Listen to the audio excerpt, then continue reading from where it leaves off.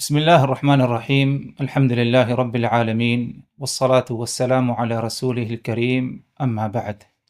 ناظرین کرام، السلام علیکم ورحمۃ اللہ وبرکاتہ۔ اللہ تبارک و تعالی نے اس امت کو یعنی امت محمدیہ کو امت دعوت بنایا ہے۔ کنتم خیر امت اخرجت للناس تأمرون بالمعروف وتنہون عن المنکر وتؤمنون باللہ، کہ تم یعنی امت محمدیہ سب سے بہترین امت جسے لوگوں کے سامنے پیش کیا گیا، اور یہ خیریت، یہ فضیلت اس لیے تأمرون بالمعروف وتنہون عن المنکر وتؤمنون باللہ، کیونکہ تم نیکی کی طرف دعوت دیتے ہو، برائیوں سے روکتے ہو، اور اللہ تبارک و تعالیٰ پر ایمان لے آتے ہو۔ تو یہ امت محمدیہ امت دعوت ہے۔ اسی طرح اللہ تبارک و تعالیٰ نے دعوت اور دعات کی اہمیت اور فضیلت اور اس کا مقام و مرتبہ بھی ہمیں کیا ہے قرآن مجید میں بتایا۔ وَمَنْ أَحْسَنُ قَوْلًا مِّمَّنْ دَعَا إِلَى اللَّهِ وَعَمِلَ صَالِحًا وَقَالَ إِنَّنِي مِنَ الْمُسْلِمِينَ۔ اس سے بہتر بات کیا ہو سکتی ہے کہ جس نے اللہ تبارک و تعالیٰ کی طرف لوگوں کو دعوت دی، توحید کی طرف، دین حق کی طرف دعوت دی، اور عمل صالح کا اہتمام کیا، اور اسی طرح اس نے اس بات کا دعویٰ کیا، اقرار کیا کہ میں مسلمان ہوں، اللہ تبارک و تعالیٰ پر ایمان رکھتا ہوں۔ تو یہ دعوت کی اہمیت ہے، دعویٰ الی اللہ کی اہمیت اور فضیلت ہے۔ اسی لیے محترم ناظرین، اگر دیکھا جائے کہ دعوت کی اہمیت اور فضیلت کیا ہے مزید، اور یعنی اس سے زیادہ اگر ہم جاننا چاہیں، اور اسی طرح مخلص داعی اس کی کیا اہم صفات ہیں، دیگر اور کچھ اہم مسائل دعویٰ الی اللہ سے متعلق، انشاءاللہ یہی ہمارا آج کا موضوع ہوگا، آج کی اس نشست کا۔ اور ہمارے ساتھ انشاءاللہ مہمان ہیں فضیلت الشیخ محمد رحمانی حفظہ اللہ تعالی۔ تو آئیے ناظرین، ان کا استقبال کرتے ہیں اور ان سے استفادہ کرتے ہیں۔ شیخ، آپ ہماری اس مجلس میں شرکت کر رہے ہیں، تہہ دل سے ہم آپ کا شکر گزار ہیں۔ میں آپ کو اس پر مبارکباد دیتا ہوں، اور حقیقت میں مجھ کو بھی اس بات پر خوشی ہے کہ امارات عربیہ متحدہ کی اس سرزمین پر ہم کو قرآن و سنت اور منہج سلف کی بنیادوں پر ایک ساتھ جمع ہونے کا موقع ملا ہے۔ اللہ رب العالمین ہم کو اس پر استحکام عطا فرمائے۔ آمین، جزاکم اللہ خیر و بارک فیکم۔ آتے ہیں شیخ اپنے موضوع کی طرف، دعویٰ الی اللہ، اللہ تبارک و تعالیٰ کی طرف لوگوں کو دعوت دینا، اس کی کیا اہمیت اور کیا فضیلت ہے، اس پر ذرا وضاحت کریے۔ اللہ رب العالمین کے دین کی جانب دعوت دینا، یہ در حقیقت دین کے احیاء کا اور دین کو دنیا کے سامنے پیش کرنے کا بنیادی ذریعہ ہے۔ جی، انبیاء کرام کا پورا سلسلہ اور انبیاء کے وارثین یعنی علماء کرام کا پورا سلسلہ جو انبیاء کے بعد سے آج تک جاری ہے اور قیامت تک جاری رہے گا، یہ پورا سلسلہ در حقیقت اسی دعوت و تبلیغ کے فریضے کو انجام دینے کے لیے اللہ رب العالمین نے اس کو وجود بخشا ہے۔ جی، اور جیسا کہ آپ نے تمہید میں ذکر کیا، وَمَنْ أَحْسَنُ قَوْلًا مِّمَّنْ دَعَا إِلَى اللَّهِ وَعَمِلَ صَالِحًا وَقَالَ إِنَّنِي مِنَ الْمُسْلِمِينَ۔ تو یہ ایک مقدس اور پاکیزہ فریضہ ہے، اور خود رب کائنات نے اس بات کی گواہی دی ہے کہ اس سے زیادہ بہتر کلام اور اس سے زیادہ بہتر بات کچھ نہیں ہو سکتی کہ انسان اللہ رب العالمین کے دین کی جانب دعوت دے۔ جی، اللہ رب العالمین کا فرمان ہے، ادعو الی سبیل ربک بالحکمت والموعظۃ الحسنہ وجادلہم باللتی ہی احسن۔ اللہ رب العالمین نے اس آیت کریمہ میں 3 اسالیب کا تذکرہ فرما دیا ہے، جو دعات کو ان تینوں اسالیب کا ہمیشہ سامنا کرنا ہوتا ہے، اور یہ تینوں اسالیب ان کو اختیار کرنے ہوتے ہیں۔ شیخ الاسلام علامہ ابن تیمیہ رحمۃ اللہ علیہ نے اس آیت کریمہ کے 3 اسالیب کو فتاوی ابن تیمیہ میں جو عبارت موجود ہے بڑے خوبصورت انداز میں پیش کیا ہے۔ انہوں نے فرمایا ہے کہ داعی جب مدعو کے پاس جاتا ہے، یعنی دعوت دینے والا ان لوگوں کے پاس جاتا ہے جن کو دعوت دی جا رہی ہے، تو ایسی صورت میں اس کو 3 انداز کے، 3 صفات کے لوگوں کا سامنا کرنا پڑتا ہے۔ ایک وہ لوگ ہوتے ہیں جو اس کی باتوں کو سنتے ہیں اور اس پر عمل پیرا ہونے کی کوشش کرتے ہیں۔ شیخ الاسلام علامہ ابن تیمیہ کے بقول ان لوگوں کو حکمت کے ساتھ دعوت و تبلیغ کا فریضہ انجام دیا جائے گا۔ دوسرے قسم کے لوگ وہ ہوتے ہیں جو باتوں کو سنتے ہیں اور سن کر کے انسنا کر دیتے ہیں، یعنی سنتے ہیں لیکن اس کو عملی زندگی میں نافذ نہیں کرتے، ان کو اختیار کرنے کی کوشش نہیں کرتے۔ تو ایسے لوگوں کے لیے اللہ رب العالمین نے مواعظ حسنہ کا اسلوب اختیار کیا ہے کہ ان کو واقعات بتائے جائیں، ماضی کی داستان جو قرآن و سنت سے ثابت ہے وہ بتائی جائے، اور ان کو بتایا جائے کہ لاپرواہی کرنے والوں کا انجام کیا ہوتا ہے۔ تو مواعظ حسنہ کے ذریعے ایسی سستی اور کاہلی کے شکار جو افراد ہیں ان کو دین کی طرف بلانے کی کوشش کی جائے۔ تیسرا اسلوب جو جدال باللتی ہی احسن کا اسلوب ہے، یعنی بحث و مباحثہ اچھے اسلوب میں لوگوں کے سامنے حجت قائم کرنا، دلیل پیش کرنا، یہ تیسرا اسلوب ہے۔ اور یہ تیسرا اسلوب شیخ الاسلام علامہ ابن تیمیہ رحمۃ اللہ علیہ کے بقول ان لوگوں کے لیے اختیار کیا جائے گا جو لوگ ہماری بات کو سننا ہی نہیں چاہتے ہیں۔ اور ہم دیکھتے ہیں کہ معاشرے میں یہ تین طبقات ہمیشہ ہم کو ملتے ہیں اور ان سے ہمارا سامنا ہوتا ہے، اور ساری دعات اس بات کو جانتے ہیں۔ لہذا دعات کی بنیادی ذمہ داری یہ ہے کہ اس آیت کریمہ کو اپنا دعوت و تبلیغ کے میدان کا مرکز اول بنائیں اور مدعوین کے احوال کے لحاظ سے اسالیب اختیار کریں۔ دوسری بات یہ ہے کہ داعی کی بنیادی صفت یہ بھی ہونی چاہیے کہ وہ اللہ رب العالمین کی رضامندی اور اس کے اخلاص کے لیے دعوت کا کام کرے۔ اس کا مقصد دنیا کا حصول نہ ہو، یا دنیا کے اندر شہرت طلبی نہ ہو، یا اسی طریقے سے دنیا کمانا نہ ہو، بلکہ وہ دعوت و تبلیغ کا فریضہ اللہ رب العالمین کی رضامندی کے لیے اختیار کرے۔ اور بنیادی طور سے دعوت و تبلیغ کے میدان میں ایک مسئلہ جو اکثر ہم بعض دعات کے ہاں جس کو مفقود پاتے ہیں، جو چیز نظر نہیں آتی، وہ دعوت کے مصادر ہیں۔ ایک داعی کے لیے بنیادی نقطہ یہ بھی ہے کہ وہ کن چیزوں کی بنیاد پر دعوت و تبلیغ کا پورا میٹر یا پورا خاکہ تیار کرتا ہے۔ ایسا تو نہیں کہ وہ دعوت و تبلیغ کر رہا ہے، اس میں محنت و جستجو کر رہا ہے، اس کے لیے وسائل اختیار کر رہا ہے اور اس کے لیے پوری دوڑ بھاگ کرتا ہے، لیکن اس نے جو مراجع اور مصادر اختیار کر رکھے ہیں یا جن چیزوں کو اپنی بنیاد بنا رکھا ہے وہ بنیادیں کمزور ہوں۔ لہٰذا ایک داعی کے لیے یہ بھی بنیادی چیز ہے کہ وہ اپنے لیے مرجع و مصدر کے طور پر سب سے پہلے قرآن مجید کو اختیار کرے، اور قرآن مجید کے وہ اسالیب، وہ تفاسیر اختیار کرے جو اسلاف سے ثابت ہیں۔ حدیث رسول کو اپنا مصدر و مرجع بنائے، اور حدیث رسول میں صحیح اور سقیم کے درمیان، صحیح اور ضعیف کے درمیان، اور ایسے ہی قابل اعتماد اور ناقابل اعتماد کے درمیان فرق کر کے اس کے سلیقے کو اور ہنر کو سیکھے۔ اور ایسے ہی تیسری بنیادی چیز جو منہج سلف ہے، یعنی صحابہ کرام نے قرآن و حدیث کو کون سے طرز پر سمجھا ہے، کون سے فہم پر سمجھا ہے، ان لوگوں نے رسول اکرم صلی اللہ علیہ وسلم کی صحبت میں بیٹھ کر کے قرآن کی کس آیت کو کن لوگوں کے لیے استعمال کیا ہے، کون سی آیت کی تفسیر کس پیمانے پر کی ہے، کس طریقے پر پیش کی ہے، اس پر بھی غور و تدبر کرے۔ حدیث رسول کا پس منظر کیا ہے، اس کا شان نزول کیا ہے، اس کے مقاصد کیا ہیں، حدیث رسول کا مطلوب کیا ہے، یہ بھی ایک داعی کا بنیادی ہدف ہے، بنیادی ذمہ داری ہے کہ وہ ان چیزوں کی باریکیوں سے واقف ہو، اور ایسے ہی وہ صحابہ کرام کے مقام اور اسلاف امت کی عظمت اور ان کے مقام کو سمجھ کر کے چلے، تاکہ قرآن و حدیث کو ایسے لوگوں کے اقوال کے ذریعے پیش نہ کرے جو اقوال اصحاب امت یا صحابہ کرام یا اسلاف امت کے فہم یا ان کی سوچ یا ان کی فکر یا ان کی طرز تفسیر یا طرز تشریح کے خلاف ہو۔ تو یہ ایک بنیادی عنصر ہے جو ایک داعی کے اندر ہونا چاہیے، اور ہر داعی کو اس پر غور و تدبر کرنا چاہیے، اپنا احتساب کرنا چاہیے کہ اس معاملے میں کہیں بھی اس کے اندر کوئی تساہل، کوئی سستی یا کسی انداز کی کج روی یا کوئی بے راہ روی اس کے یہاں نہ آنے پائے۔ جزاک اللہ خیر۔ اس سے قبل کہ ہم آگے بڑھیں، تھوڑا سا اگر آپ اجازت دیتے ہیں پیچھے کی طرف لوٹتے ہیں۔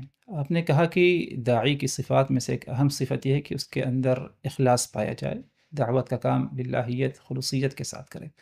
اب ظاہر سی بات ہے کہ اخلاص کا جو معاملہ ہے وہ ایک انسان یا ایک داعی اور رب کے درمیان کا معاملہ ہے، لیکن کیا بظاہر کوئی ایسی علامات یا یعنی چیزیں پائی جا سکتی ہیں کہ سامنے والے یا عوام الناس سمجھ سکیں کہ ہاں فلاں کے اندر اخلاص ہے یا نہیں ہے؟ اگر اس کے بارے میں کچھ وضاحت یہ ایک بہت نازک مسئلہ ہے، جی اور عام طور سے عوام اس سلسلے میں دھوکے کا شکار ہو جی، جاتے ظاہر سی بات کسی کی نیت پر حملہ تو ہیں۔ ہم ہم کر نہیں کسی کی سکتے نیت کو، ہم کسی کے دل کو چیر کے دیکھ جی، بھی نہیں سکتے ہیں، کیونکہ قرائن بعض اس اوقات کے کچھ قرائن ہو سکتے جی ہیں۔ مثال کے طور پر ایک داعی جو للہیت اختیار کرتا ہے، جی اللہ رب العالمین کا اخلاص اختیار کرتا ہے، تو اس اخلاص اور اس للہیت کے مظاہر اس کی زندگی میں کہیں نہ کہیں نمایاں ہوتے ہیں۔ یہ ایک الگ مسئلہ ہے کہ عوام ان مظاہر کو سمجھ بھاپ سکے، سمجھ سکے، نہ سمجھ سکے۔ ہم، اس وجہ سے عوام کی ایک بنیادی ذمہ داری یہ ہے کہ وہ کبار علماء، بڑے علماء جو علاقے کے، ان کے شہر کے، ان کی بستی یا ان کے علاقے کے بڑے علماء ہیں، ان علماء کے ذریعے بقیہ دعات کے بارے میں رہنمائی حاصل کریں۔ اور میں سمجھتا ہوں کہ علماء ان چیزوں کو اپنے نور کے ذریعے یا اپنی ذہانت کے ذریعے، جی نور کے بجائے اس میں ذہانت کا لفظ جی استعمال کیا جائے، یعنی ان کے اندر علم کی جو گہرائی ہے، جی علم کی بنیاد پر جو ذہانت پیدا ہوتی ہے، اس کی بنیاد پر وہ پرکھ سکتے ہیں صحیح کہ کس کے اندر کتنا اخلاص ہے، کس کی نیت کتنی درست ہے۔ یہ حقیقی بات ہے کہ اخلاص کا تعلق ہمارے دل سے ہے، اور دل کا تعلق رب کائنات کے علم سے ہے۔ ہم اس کے اوپر نہ حکم لگا سکتے ہیں، نہ کسی کو یہ کہہ سکتے ہیں کہ آپ مخلص نہیں ہیں، نہ ہی یہ کسی کے بارے میں دعویٰ کر سکتے ہیں کہ فلاں 100% مخلص ہے۔ صحیح لیکن قرائن ایسے ہو سکتے ہیں، اور جب انسان ان قرائن کی بنیاد پر علماء کی رہنمائی میں کسی کے بارے میں فیصلہ کرے گا، تو کم از کم جو ایک عام فہم فضا بن گئی ہے کہ بغیر کسی تحقیق کے کسی پر اعتماد کر لیا جائے، کم از کم اس کے اندر ایک اصول پسندی پیدا ہوگی۔ علماء کی رہنمائی میں اس کے اندر کچھ نہ کچھ اصلاحات پیدا ہوں گی، اور اس کے نتیجے میں امید یہ کی جاتی ہے کہ اللہ رب العالمین کے مقرب بندوں اور مخلص بندوں سے ہم قریب جا سکیں گے، صحیح اور یہ اخلاص انشاءاللہ دعوت کے میدان میں جب منتخب کیا جائے گا، اس کو تلاش کیا جائے گا، تو اس کے اچھے نتائج نکل کر کے سامنے آئیں گے۔ صحیح، جزاک اللہ خیر۔ ایک اور بات اگر آپ اجازت دیں اسی سے متعلق ہے، ضمن آپ نے اس کی طرف اشارہ فرمایا کہ کبار علماء کی طرف رجوع کریں ہم، یعنی عوام کو چاہیے۔ اب کبار کبھی کوئی معیار ہے کہ عوام اس معیار کو اپنے سامنے رکھے، کیونکہ انسان اگر دیکھا جائے آج کسی کو کبار میں شمار کر دیتا ہے، کسی کو صغار میں شمار کر دیتا ہے، نفس پرستی کا جو دیکھیے، معاملہ ادھر اصل میں آج کے دور میں ہم یہ اگر کہیں، میں کسی کی نیت پر بھی بات نہیں کہہ رہا ہوں، جی لیکن اگر یہ بات کہی جائے تو یہ حقیقت ہے، اور ایک کڑوی اور تلخ حقیقت ہے ہمارے جی معاشرے کی، کہ ہمارے معاشرے کے بعض لوگ جن کو تجربات نہیں ہیں، جن کے پاس گہرا علم نہیں ہے، جی جو علماء کی صحبت سے بہت قریب نہیں ہیں، دور ہیں، صحیح ایسے لوگ بہت جلدی کسی کے اوپر حکم لگا دیتے ہیں، یا اپنی مرضی کے حساب سے کسی کو بڑا عالم، کسی کو چھوٹا عالم بنا دیتے ہیں، جی اور اپنی مرضی کے حساب سے یہ دعویٰ کرتے ہیں کہ فلاں ایسا ہے، فلاں ایسا ہے۔ لیکن اس کے سلسلے میں اگر ہم اسلاف امت کے معیار کو ٹٹولیں گے، اور علماء نے جو معیار قائم کیا ہے، کتابیں علماء حق کے اوصاف ہیں، اور اسی طریقے سے جو دعات ہیں ان کی صفت کیا ہونی چاہیے، اس پر مبنی علماء نے جو کتابیں لکھی ہیں جی اور ان میں اوصاف جمع کیے گئے ہیں، ان اوصاف کو سامنے رکھتے ہوئے ہم علماء کی پرکھ کر سکتے ہیں۔ اور اس میں کوئی دو رائے نہیں کہ اگر انسان نفس پرستی کو کنارے کر دے، جی اپنے مزاج کو اور اپنے شوق کو کنارے کر دے، جی صرف حق کی پیروی کے لیے، اللہ کی رضامندی کے لیے مخلص ہو مخلص ہو کر کے یہ تلاش کرے کہ کبار علماء کون ہیں، تو میں نہیں سمجھتا کہ دنیا میں کبھی بھی کوئی ایسا دور رہا ہو جب کبار علماء کی ایک بڑی تعداد مسلمانوں کے درمیان نہ پائی جاتی ہو۔ جی اور اگر ہم یہ کہتے ہیں کہ نہیں، یہ علماء کے فقدان کا دور ہے جی یا علماء موجود نہیں ہیں، تو یہ در حقیقت اسلام پر اور رب کائنات کے نظام پر اور انبیاء کے وارثین پر تہمت ہے۔ صحیح۔ دور کے بدلنے کے ساتھ علماء کے معیار میں کمزوری یا مضبوطی آتی رہے گی، اتار چڑھاؤ بنا رہے گا، لیکن ہر دور میں مسلمانوں کی رہنمائی کے لیے یہ رب کائنات کا فطری نظام ہے کہ وہ ایسے علماء پیدا فرماتا ہے جو انبیاء کی وراثت کو محسوس کرتے ہیں، اس کو لے کر کے چلتے ہیں۔ یہ اللہ رب العالمین کا نظام ہے، اور اس نظام پر اگر کوئی آدمی مطمئن نہیں ہے تو گویا وہ فطرت پر باقی نہیں ہے، اس کو اپنے اس موقف پر نظر ثانی کرنی چاہیے۔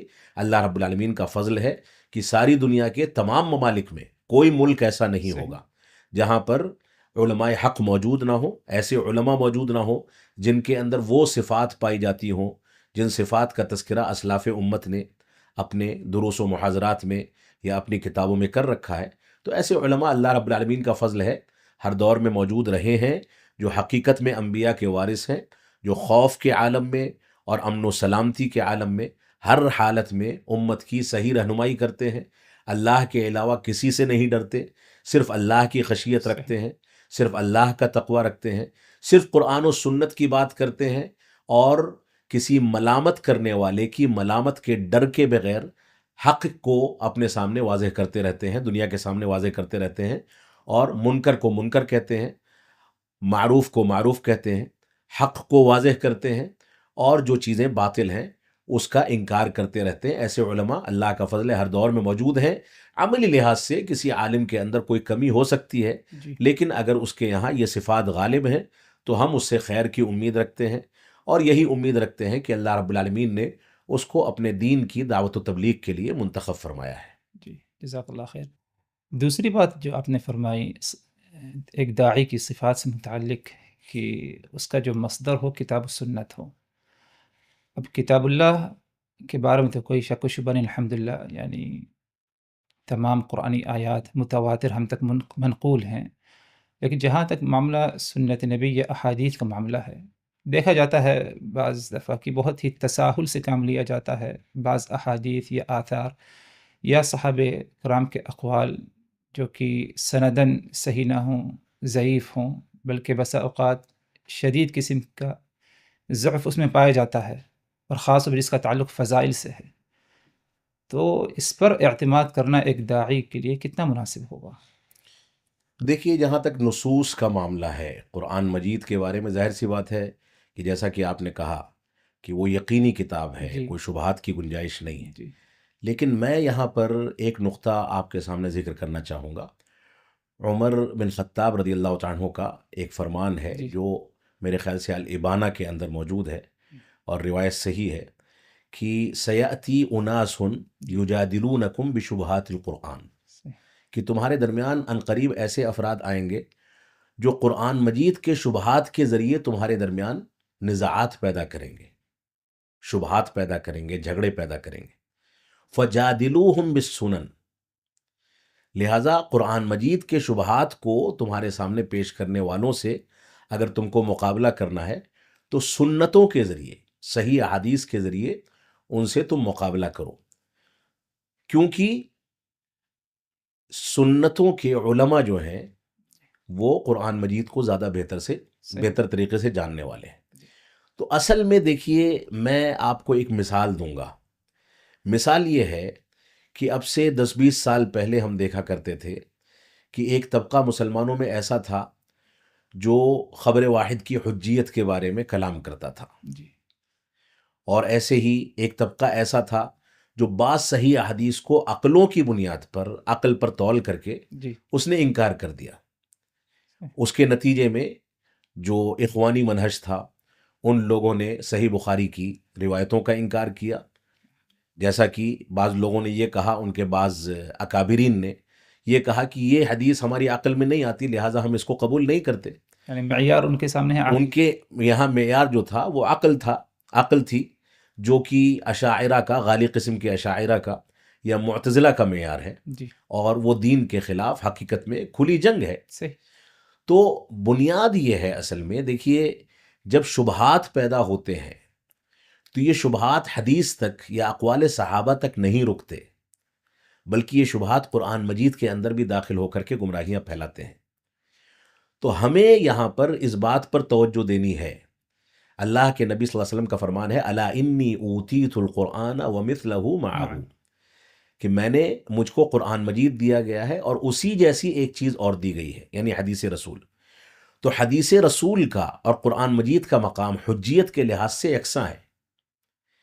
اہل سنت والجماعت کا اس بات پر اجماع ہے، صحیح۔ اس میں شبہات کی گنجائش نہیں۔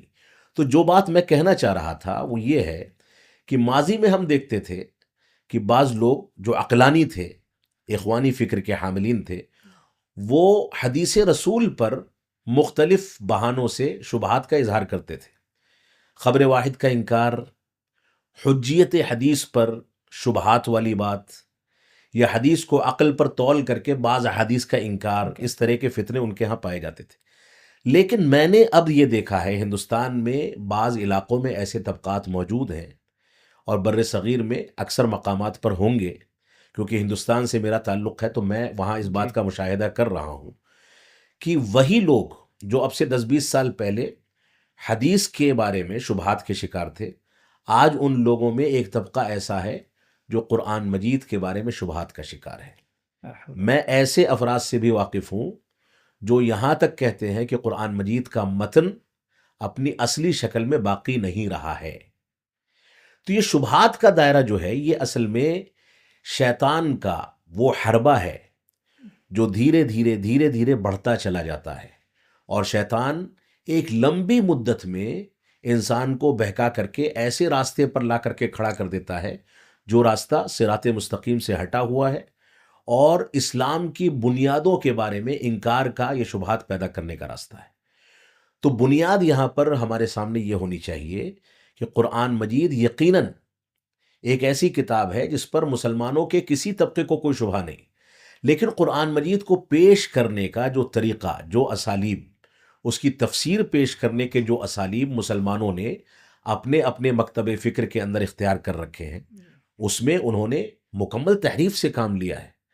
قرآن مجید کو اپنی عقل پر، اپنی رائے پر پیش کرنے کے بڑے طبقات مسلمانوں کے اندر موجود ہیں، جبکہ ہمارا اعتقاد یہ ہے کہ قرآن مجید کی کوئی بات ہماری عقل میں آئے نہ آئے، ہمیں قرآن مجید کی تفسیر قرآن مجید کے ذریعے، صحیح احادیث کے ذریعے اور اقوال صحابہ کے ذریعے کرنی ہے، کیونکہ ہمارا بنیادی مرجع و مصدر یہی تین بنیادیں ہیں، ایک قرآن مجید ہے، ایک سنت رسول ہے، اور ایک ان دونوں کو سمجھنے کے لیے اقوال اور فہم صحابہ ہیں۔ یہ اقوال ہی ہمارے لیے حجت اور یقینی مصدر ہیں۔ اب کوئی آدمی اپنے مکتب فکر کو بڑھاوا دینے کے لیے پہلے حجیت حدیث پر شبہات کا اظہار کرتا تھا، اور جیسا کہ میں نے کہا کہ اب قرآن مجید کے متن پر اس انداز کی باتیں آ رہی ہیں، تو جو قرآن مجید پر اور حجیت حدیث پر اس انداز کی باتیں کر سکتا ہے، اس کے لیے کون سی بعید بات ہے کہ وہ صحابہ کرام پر کلام کرے، جرأت کرے۔ اور یہ ایک مسلمہ حقیقت ہے، آپ تاریخ اسلام کا مطالعہ کر لیں، ماضی کی تاریخ میں جتنی گہرائی کے ساتھ آپ اندر جائیں گے، جتنی باریکی کے ساتھ اس کا مطالعہ کریں گے، آپ کو ہر مقام پر یہ نظر آئے گا کہ جتنے گمراہ فرقے ہیں وہ اپنی گمراہی کے بقدر سب سے پہلے اپنا نشتر اور اپنے ہتھیار صحابہ کرام کے خلاف استعمال کرتے ہیں، کیونکہ وہ جانتے ہیں کہ یہ دیوار اگر کمزور کر دی گئی جو صحابہ کرام کے نام سے ہے، یہ دیوار اگر کمزور کر دی گئی تو قرآن مجید اور احادیث رسول کے اندر جو شبہات پیدا کرنے ہیں اس میں یہ لوگ کامیاب ہو جائیں گے، کیونکہ قرآن و سنت کے بارے میں اس کو محفوظ کرنے اور اس قلعے پر مضبوط دیوار بنانے میں جو کردار صحابہ کرام نے اختیار کیا ہے وہ کردار کوئی پیش نہیں کر سکتا۔ اور یہاں پر ایک چھوٹی سی مثال دے کر کے میں اس بات کو ختم کروں گا کہ شیطان شبہات پیدا کرتا ہے، بلکہ ماضی میں مجھے اس کا حوالہ یاد نہیں ہے لیکن اس کا تذکرہ میں نے بعض جگہوں پر کر رکھا ہے کہ شیطان آ کر کے ایک انسان سے کہتا ہے کہ تم کو کس نے پیدا کیا ہے؟ انسان کہتا ہے میرے رب نے پیدا کیا ہے۔ کہتا ہے تمہارے ماں باپ کو کس نے پیدا کیا ہے؟ فلاں چیزوں کو کس نے پیدا کیا ہے؟ وہ ہر چیز کے جواب میں یہی کہتا ہے کہ میرے اللہ نے پیدا کیا ہے، میرے رب نے پیدا کیا ہے۔ پھر وہی شیطان جو اتنے دنوں تک اس کے ساتھ یہ تلاعب کر رہا تھا کسی غلط مقصد کے لیے، وہ آ کر کے اس سے پھر سوال کرتا ہے کہ ہر چیز میں تو تم یہ کہتے ہو کہ فلاں چیز کو تمہارے رب نے پیدا کیا، لیکن یہ تو بتاؤ کہ تمہارے رب کو کس نے پیدا کیا ہے۔ یہ شبہات کا دروازہ جب دین کے اندر کھلتا ہے تو یہ سب سے بڑا فتنہ ہے۔ اور ہم دیکھتے ہیں کہ جو لوگ اسلاف امت کے منہج پر اور طریقے پر قرآن و سنت کو سمجھ کر کے چلتے ہیں، وہ سب سے زیادہ مضبوطی کے ساتھ اس فتنے کا سامنا کرتے ہیں صحیح۔ اور اس کے خلاف ننگی تلوار بن کر کے کھڑے ہوتے ہیں۔ لہذا ہماری بنیادی ذمہ داری یہ ہے کہ ہم یہ تفریق ہی نہ کریں کہ قرآن مجید کے بارے میں یا سنت رسول کے بارے میں یا عظمت صحابہ کے بارے میں الگ الگ طریقے سے ہمیں کوئی بات کرنی پڑے۔ ہم تو یہ کہتے ہیں کہ یہ تینوں ایسے مراجع و مصادر ہیں جن کی گواہی خود رب کائنات نے قرآن مجید کے اندر دے رکھی ہے۔ قرآن مجید کو اپنانے والے ایمانداری کے ساتھ یہ دعویٰ نہیں کر سکتے کہ قرآن مجید کو چھوڑ کر کے وہ سنت رسول کا حق ادا کر دیں گے۔ صحیح۔ قرآن مجید خود بار بار سنت رسول کو اپنانے کا حکم دیتا ہے، تو صرف قرآن مجید کو اپنانے والے قرآن مجید کی ان آیتوں اور ان احکامات کا کون سا حل پیش کریں گے یا کون سی تعویل کریں گے؟ اور قرآن مجید خود عظمت صحابہ کے بارے میں بار بار گویا ہے، بار بار ان سے رضامندی کا اعلان کرتا ہے، بار بار ان کا حوالہ دیتا ہے، بار بار ان کی مثالیں دیتا ہے کہ یہ چھوٹا سا بیج بویا گیا تھا جو دھیرے دھیرے تناور درخت بن گیا، اور اب کفار اور مشرکین اس کو دیکھ کر کے غضبناک ہوتے ہیں۔ صحیح۔ تو یہ اصل میں یہ ایسے سنگم ہیں جو تینوں کی تینوں چیزیں ایک ساتھ لے کر کے جو لوگ چلتے ہیں وہی اسلام کی حقیقی ترجمانی کر سکتے ہیں، صحیح۔ ورنہ اس میں کسی نے تفریق کر دی، کسی نے صحابہ کرام کے اوپر تنقید کرنے کا کوئی بہانہ تلاش کر لیا، چاہے وہ بہانہ خلافت و ملوکیت کے بہانے سے صحابہ کرام کے درمیان تفریق کرنے کا بہانہ ہو، چاہے کوئی دوسرا بہانہ ہو، جس نے بھی یہ بہانے تلاش کیے وہ کہیں نہ کہیں جا کر کے شیطان کی پیروی کرنے اور شیطان کی تقلید کرنے کے نتیجے میں گمراہی کے گڈھے میں گرا ہے۔ لہٰذا ہمارے لیے دنیا کی کامیابی بھی یہی ہے اور آخرت میں بھی یہی کامیابی کا راز ہے کہ ہم ان تینوں کے تینوں چشمے صافی کو لے کر کے چلیں، اس کے بغیر کوئی مسلمان کامیاب نہیں ہو سکتا ہے۔ جزاک اللہ خیر۔ ایک تیسری بات یا ایک اہم صفت آپ نے یہ بھی بتائی کہ داعی کا تعلق منہج سلف سے ہو اور منہج سلف کو اہمیت دے۔ ظاہر سی بات اس کی اہمیت داعی کے لیے ہے، لیکن آج اگر دیکھا جائے تو ہر ایک اس کا دعویٰ کرتا ہے کہ ہماری دعوت سلفی دعوت یا منہج سلف کے مطابق ہماری دعوت ہے۔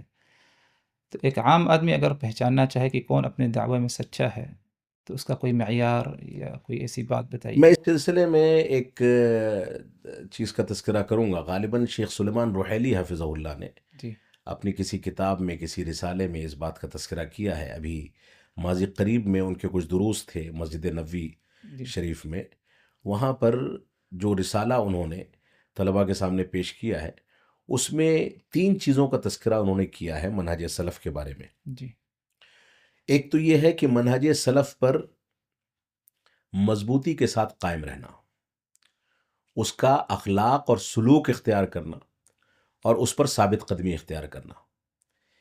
یہ 3 معیار ہیں۔ اگر آپ کو کسی داعی کے بارے میں یہ سمجھنا ہے کہ وہ داعی منہج سلف کا صرف دعویٰ کرتا ہے یا واقعتاً منہج سلف پر قائم ہے، تو ایسی صورت میں آپ اس کی زندگی کو دیکھیں گے۔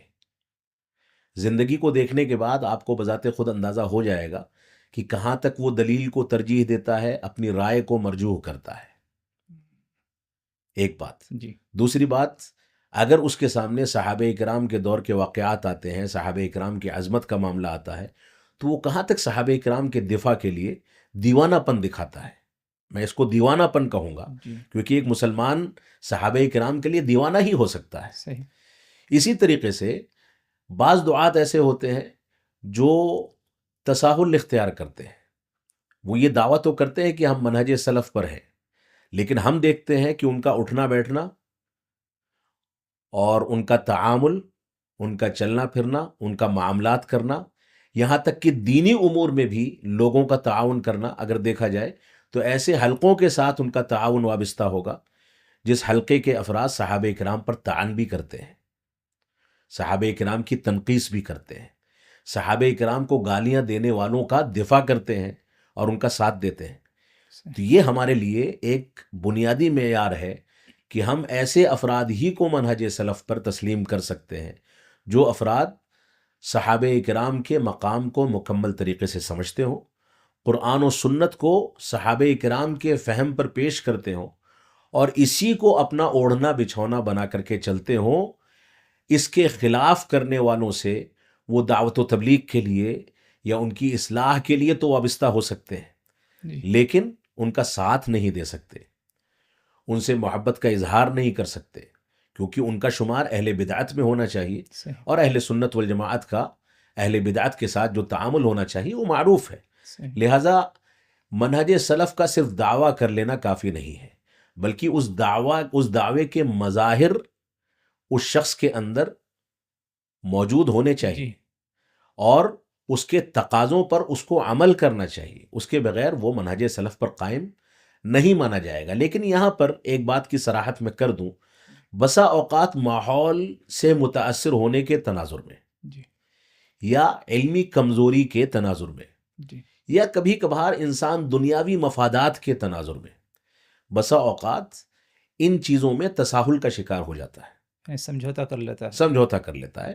دنیاوی اغراض ہوتی ہیں جی جس کی بنیاد پر وہ سمجھوتا کر لیتا ہے۔ سمجھوتا کرنے والوں کے ساتھ ہم اجنبیوں کا تعامل ابتداءً نہیں کرنا چاہتے، بلکہ ان کو اس گمراہی سے نکالنے یا اس ماحول سے نکالنے کے لیے ان سے گفتگو کرنی چاہیے، ان کے ساتھ نرمی کا پہلو اختیار کرنا چاہیے اور کوشش کرنی چاہیے کہ وہ اس بات کو سمجھیں اور اس کو نکال لیں۔ عموماً دیکھا یہ جاتا ہے کہ لوگ اس تنقید کو، جو تنقید ایسے افراد پر کی جاتی ہے تاکہ عوام کو اس شر سے محفوظ رکھا جا سکے، اس تنقید کو لوگ حکم سمجھ لیتے ہیں، جبکہ تنقید کرنے میں یعنی انکار منکر کرنے میں اور کسی پر حکم لگانے میں فرق ہے۔ صحیح عام طور سے دیکھا یہ جاتا ہے، ہندوستان کے تناظر میں ہم یہ دیکھتے ہیں کہ لوگ یہ کہتے ہیں کہ فلاں نے فلاں کے اوپر فلاں مسئلے میں تنقید کی ہے۔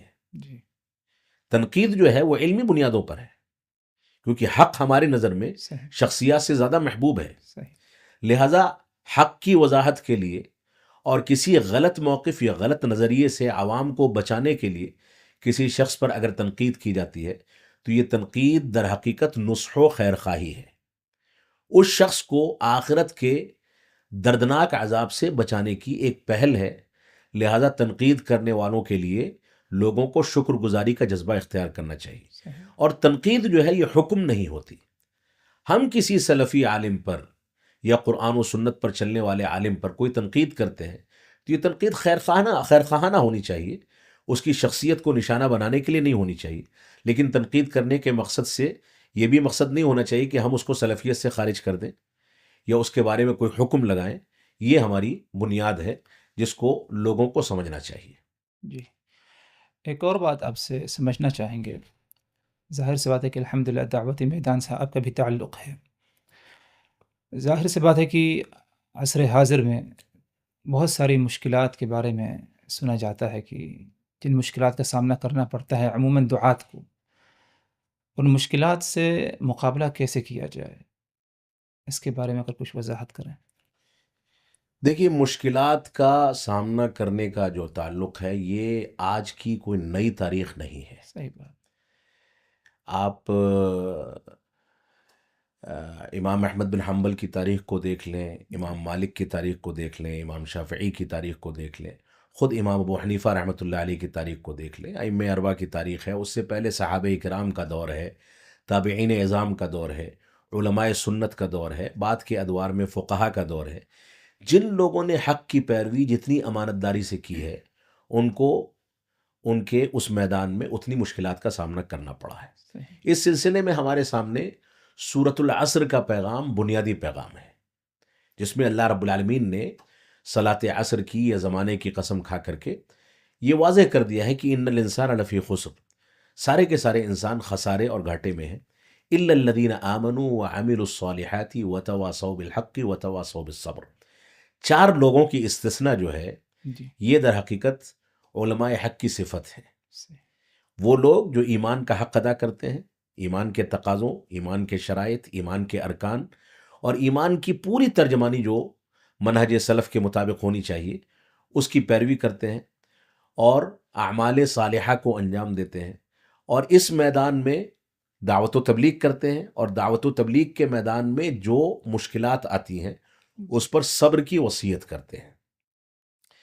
تو یہ تو انسانی تاریخ کا یا اسلامی تاریخ کا ایک بنیادی عنصر اور بنیادی حصہ ہے۔ جی دعات کو جب میدان دعوت میں وہ داخل ہوتے ہیں، جی داخل ہونے سے پہلے اپنی نیتوں کو خالص کرنا چاہیے۔ صحیح۔ اگر ان کے اندر اخلاص ہے تو میں نہیں سمجھتا کہ اخلاص پیدا کر کے دعوت و تبلیغ کا فریضہ انجام دینے والا ان مشکلات سے کبھی گھبراتا ہوگا۔ جو شخص اللہ کے لیے میدان میں نکلا ہے جی تو وہ جانتا ہے کہ ہمارے ائمہ نے اور ہمارے اسلاف نے کون سی مشکلات برداشت کی ہیں، لہٰذا وہ ان پر صبر کرتا ہے۔ وہ جانتا ہے کہ صبر اور علم، یقین، یہ دو ایسے بنیادی عنصر یا بنیادی ہتھیار ہیں جن کی بنیاد پر انسان کو دنیا کی امامت دی جاتی ہے۔ صحیح۔ وَجَعَلْنَا مِنْهُمْ أَئِمَّةً يَهْدُونَ بِأَمْرِنَا لَمَّا صَبَرُوا وَكَانُوا بِآيَاتِنَا يُوقِنُونَ۔ اللہ رب العالمین کا فرمان ہے کہ ہم نے ان میں سے ہدایت یافتہ ائمہ منتخب کیے کیونکہ انہوں نے صبر کیا تھا اور ہماری آیتوں پر، ہماری نشانیوں پر یقین رکھا تھا۔ تو یہ دو صفتیں تو داعی کے اندر بنیادی طور سے ہونی چاہیے، ایک تو علم کی گہرائی، دوسرا صبر و تحمل، اور یہ دونوں کی دونوں صفتیں اخلاص کے بغیر پیدا نہیں ہو سکتی۔ لہٰذا داعی جب میدان میں آتا ہے اس کو اللہ کی رضا کے لیے کام کرنا چاہیے، اپنے مفادات کو ترجیح نہیں دینی چاہیے، شہرت کو ترجیح نہیں دینی چاہیے، ٹی آر پی کمانے کے لیے یہ کام نہیں کرنا چاہیے، صرف کیمروں کا غلام نہیں بن جانا چاہیے، بلکہ دعوت و تبلیغ میں اس کو مختلف گوشوں میں اللہ کی رضا کے لیے کام کرنا چاہیے۔ جب انسان اللہ کی رضا کے لیے کام کرے گا تو مشکلات جو آئیں گی وہ فطری ہیں، ان مشکلات پر وہ صبر کرے گا، اور جو صبر کرے گا انشاءاللہ وہ کامیاب ہوگا۔ صحیح۔ تجربے کے مطابق، آپ کے تجربے کے مطابق، یعنی ہندوستان کے ماحول میں آج کن مشکلات کا عموماً سامنا کرنا پڑتا ہے اور ان کا مقابلہ کیسے کرے؟ ظاہر سی بات، آپ نے دو باتیں ذکر کی، علم ہے اور اخلاص ہے، اور اسی طرح ساتھ ساتھ کیا ہے، صبر سے کام لے۔ دیکھیے، میری اپنی رائے، ہو سکتا ہے کہ کسی کو اس سے اتفاق نہ بھی ہو، جی میری اپنی رائے یہ ہے کہ ہندوستان کے ماحول میں اس وقت دعوت و تبلیغ کا میدان بہت کشادہ ہے، الحمدللہ۔ اور اللہ رب العالمین کے فضل و کرم سے اس کے امکانات پہلے کے مقابلے میں بڑھ گئے ہیں، بالکل۔ لیکن دو تین خدشات ہیں جن کا تذکرہ میں یہاں کرنا چاہوں گا۔ وہ خدشات کیا ہیں؟ ایک تو ہمیں دعوت و تبلیغ کرنے والوں کو، دعات کو، علماء کو ملکی آئین کے تناظر میں اقدامات کرنے چاہیے۔ اگر آئین سے ہٹ کر کے آدمی اپنی منمانی کوئی کام کرے گا تو وہ چاہے ہندوستان میں کرے، چاہے متحدہ عرب امارات میں کرے، چاہے سعودی عرب میں کرے، مشکلات کا اس کو سامنا کرنا پڑ سکتا ہے۔ تو ایک تو یہ ہے، اور خود ہمارا اسلام اس بات کی دعوت دیتا ہے کہ المسلمون علی شروطہم، ہم جہاں رہتے ہیں وہاں کے قوانین کا احترام کر کے چلیں۔ دعوت و تبلیغ کے میدان میں ایک مسئلہ یہ ہے کہ ہمیں قانون کے دائرے میں رہتے ہوئے اپنے لائحہ عمل کو تیار کرنا چاہیے۔ دوسری بات یہ ہے کہ دعوت و تبلیغ کے میدان میں ہندوستان میں جو مشکلات ہم جس کا سامنا کر رہے ہیں، وہ مشکلات یہ ہیں کہ منہج سلف کی دعوت ہندوستان میں خود سلفی حضرات کے درمیان اجنبی بنتی چلی جا رہی ہے، کیونکہ سلفیوں کے درمیان سہولت کار، سروریت یا اخوانیت کا مزاج رکھنے والے افراد لبادہ اوڑھ کر کے سلفیوں کا ہمارے میدان میں کام کر رہے ہیں۔ وسطیت کے نام پر، اعتدال کے نام پر لوگوں کو دھوکہ دیا جا رہا ہے۔ بنیادی طور سے ہماری یہ ذمہ داری ہے کہ ہم دعوت و تبلیغ کے میدان میں ایسے افراد کا انتخاب کریں جو خالص اسلامی دعوت کی پیروی کرنے والے لوگ ہیں، خالص منہج سلف کی پیروی کرنے والے لوگ ہیں۔ دوسری ایک کمی جس کو شدت کے ساتھ محسوس کیا جانا چاہیے، وہ کمی یہ ہے کہ ہندوستان میں اجتماعی دعوت کا اہتمام بہت بڑے پیمانے پر ہے، جی جس میں کانفرنسیں ہیں، سیمینار ہیں، بڑے بڑے جلسے ہیں، اور ان جلسوں کا ایک سرمایہ ہے، اس پر پیسہ خرچہ کیا جاتا ہے، بعض منتخب خطبہ کو بلا کر کے اس میں تقریریں کرائی جاتی ہیں، ان خطبہ پر سرمایہ لگایا جاتا ہے۔ یہ اجتماعی دعوت کی ایک شکل ہے۔ ہم اس دعوت کے طریقے سے انکار نہیں کرتے، یہ بھی معاشرے کی ضرورت ہو سکتا ہے، لیکن اس کو کثرت کے ساتھ ہمیشہ استعمال کرنا یہ کبھی کبھی معیوب ہو سکتا ہے۔ انفرادی دعوت جو اسلامی دعوت کا بنیادی عنصر ہے، یہ ہمارے ہندوستان میں بہت حد تک مفقود ہے۔ ایک خطیب ہے، وہ جمعے کے خطبے کے لیے جمعے کے خطبے کے ممبر پر چڑھے گا، عوام کو خطاب کرے گا، اور اس کے بعد عوام کے درمیان وقت نہیں دے گا، غائب ہو جائے گا۔ عوام سے بحیثیت پڑوسی کے، بحیثیت رشتہ دار کے، اپنے گھر والوں کے ساتھ، اپنے دوست و احباب کے ساتھ، اپنے متعلقین کے ساتھ وہ دعوتی رابطہ یا دعوتی تعلق استوار نہیں کرتا ہے۔ ایک مزاج یہ بنا ہے کہ عالم کو جب تقریر کرنی ہے، دعوت کا کام کرنا ہے، تو عوام سے 10 فٹ اونچے اسٹیج پر کھڑا ہو کر کے خطاب کر دینا ہے، لیکن عوام کے رابطے میں نہیں آنا۔ یہ ایک ایسا معاملہ ہے جس کی بنیاد پر عوام اور علماء کے درمیان ایک فاصلہ بڑھ گیا ہے۔ صحیح۔ میں کلی طور سے ایسا نہیں کہتا، بہت سے علماء اس کا اہتمام کرتے ہیں، اور اللہ کا فضل ہے کہ ان کی تاثیر ہے الحمدللہ۔ اور معاشرے میں ان کا ایک اثر ہے، لیکن ایک ٹرینڈ بن گیا ہے، ایک طریقہ بن گیا ہے، ایک رسم بن گئی ہے صحیح۔ کہ اجتماعی دعوت کا اہتمام اتنا زیادہ ہے کہ انفرادی دعوت بجھ کر کے رہ گئی ہے۔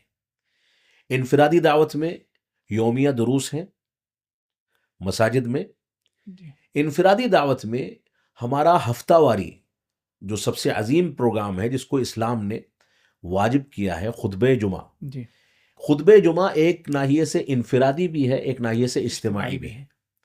اجتماعی خطبے کے ناحیے سے اور انفرادی خطبے کے ذریعے سے بڑھنے والے تعلقات کو دعوت و تبلیغ کے لیے استعمال کرنے کے ناحیے سے۔ تو اسلام نے ہم کو جو سسٹم دیا ہے وہ سسٹم ہمارا مضبوط ہونا چاہیے۔ دعوت و تبلیغ کے میدان میں ہندوستان میں جو اڑچنیں آتی ہیں، جیسا کہ آپ نے سوال کیا، اس میں ایک چیز یہ بھی ہے کہ خطبات جمعہ کی تنظیم و ترتیب اور خطبات جمعہ کے لیے موضوعات کی تعین اور خطبات جمعہ کو حالات حاضرہ کے تناظر میں پیش کرنے کی صلاحیت اور اس پر تربیت، جی اس کا فقدان ہے۔ اس ضرورت کو ہم محسوس کرتے ہیں اور ہم اپنے بڑوں سے یہ گزارش کرتے ہیں کہ وہ اس طرح کا بندوبست کریں کہ نئے علماء کو اس پر تربیت دی جائے کہ وہ عوام کی رہنمائی کیسے کریں، خطبات کے لیے کون سے موضوعات کی تعین کی جائے، کون سے اسالیب اختیار کیے جائیں، خطبات کے اندر کون سی زبان استعمال کی جائے، عوام سے رابطہ کیسے بنایا جائے، خطبات کے نقاط کیا ہونے چاہیے، عقائد کی اصلاح کے لیے اگر خطبہ ہے تو اس کے نقاط، ایسے ہی فضائل پر، عبادات پر، ہر چیز پر گوشے تیار ہونے چاہیے تاکہ دعوت و تبلیغ کے انفرادی اور اجتماعی ڈھانچے کو مضبوط کیا جا سکے۔ ہندوستان میں خطبات جمعہ اللہ رب العالمین کے فضل و کرم سے مسجدوں کی ایک لامتناہی تعداد ہم دیکھ رہے ہیں۔ الحمدللہ۔ جماعت نے کام کیا ہے، مسجدیں تیار ہوئی ہیں، بہترین سے بہترین مسجدیں موجود ہیں، لوگ جمع ہوتے ہیں۔ اگر اس پہلو پر بھی کام کیا جائے کہ انہی مسجدوں کو یومیہ دروس یا ہفتہ واری دروس کے لیے یا متون علمیہ کے دروس کے لیے یا ایسے ہی اسلاف امت کی کتابوں کے دروس کے لیے، افہام و تفہیم کے لیے، اور بالخصوص خطبات جمعہ میں بہتر سے بہتر موضوعات کے انتخاب کے لیے استعمال کیا جائے، تو میں سمجھتا ہوں کہ اگر ہماری مسجدوں کا سسٹم مضبوط ہو جائے گا تو ہم کئی سال گزر جائے ہم جلسہ نہ کریں تو کوئی نقصان ہمیں نہیں ہونے والا ہے۔ لہٰذا مسجدوں کے کردار کو مضبوط کیا جانا چاہیے، اس پر ہماری جماعت کو توجہ دینی چاہیے۔ یہ اللہ رب العالمین کا بہت بڑا کرم ہے کہ جماعت اہل حدیث کی ہر مسجد میں خطبات جمعہ علمی اور مقامی زبان میں پیش کیے جاتے ہیں۔ الحمدللہ۔ اگر انہی کی ترتیب تھوڑی سی اور مضبوط کر دی جائے تو میں سمجھتا ہوں جماعت کا مشن بہت تیزی کے ساتھ اور مضبوطی کے ساتھ آگے بڑھ سکتا ہے۔ شاید آپ کی باتوں سے یہ نتیجہ اخذ کیا جا سکتا ہے کہ مساجد ہی کو مرکز بنایا جائے دعوت و تبلیغ کے لیے، بنسبت دوسری چیزوں کی شاید زیادہ بہتر ہے؟ اسلاف امت کے یہاں تو اصل یہی تصور ہے. خود آپ مسجد نبوی صلی اللہ علیہ وسلم کا کردار دیکھ لیں. اللہ کے رسول صلی اللہ علیہ وسلم جب ہجرت کر کے آئے تو مسجد نبوی کے دروس ہیں، خطبات ہیں. انہی دروس اور خطبات کی بنیاد پر آج مسجدیں اور جلسے قائم ہیں. صحابہ کرام کے دور میں مساجد کے کردار کو آپ دیکھ سکتے ہیں. مسجد قباء کا کردار ہے، مسجد نبوی کا کردار ہے، دوسری مساجد کا کردار ہے. یہ ایک پوری تاریخ ہے.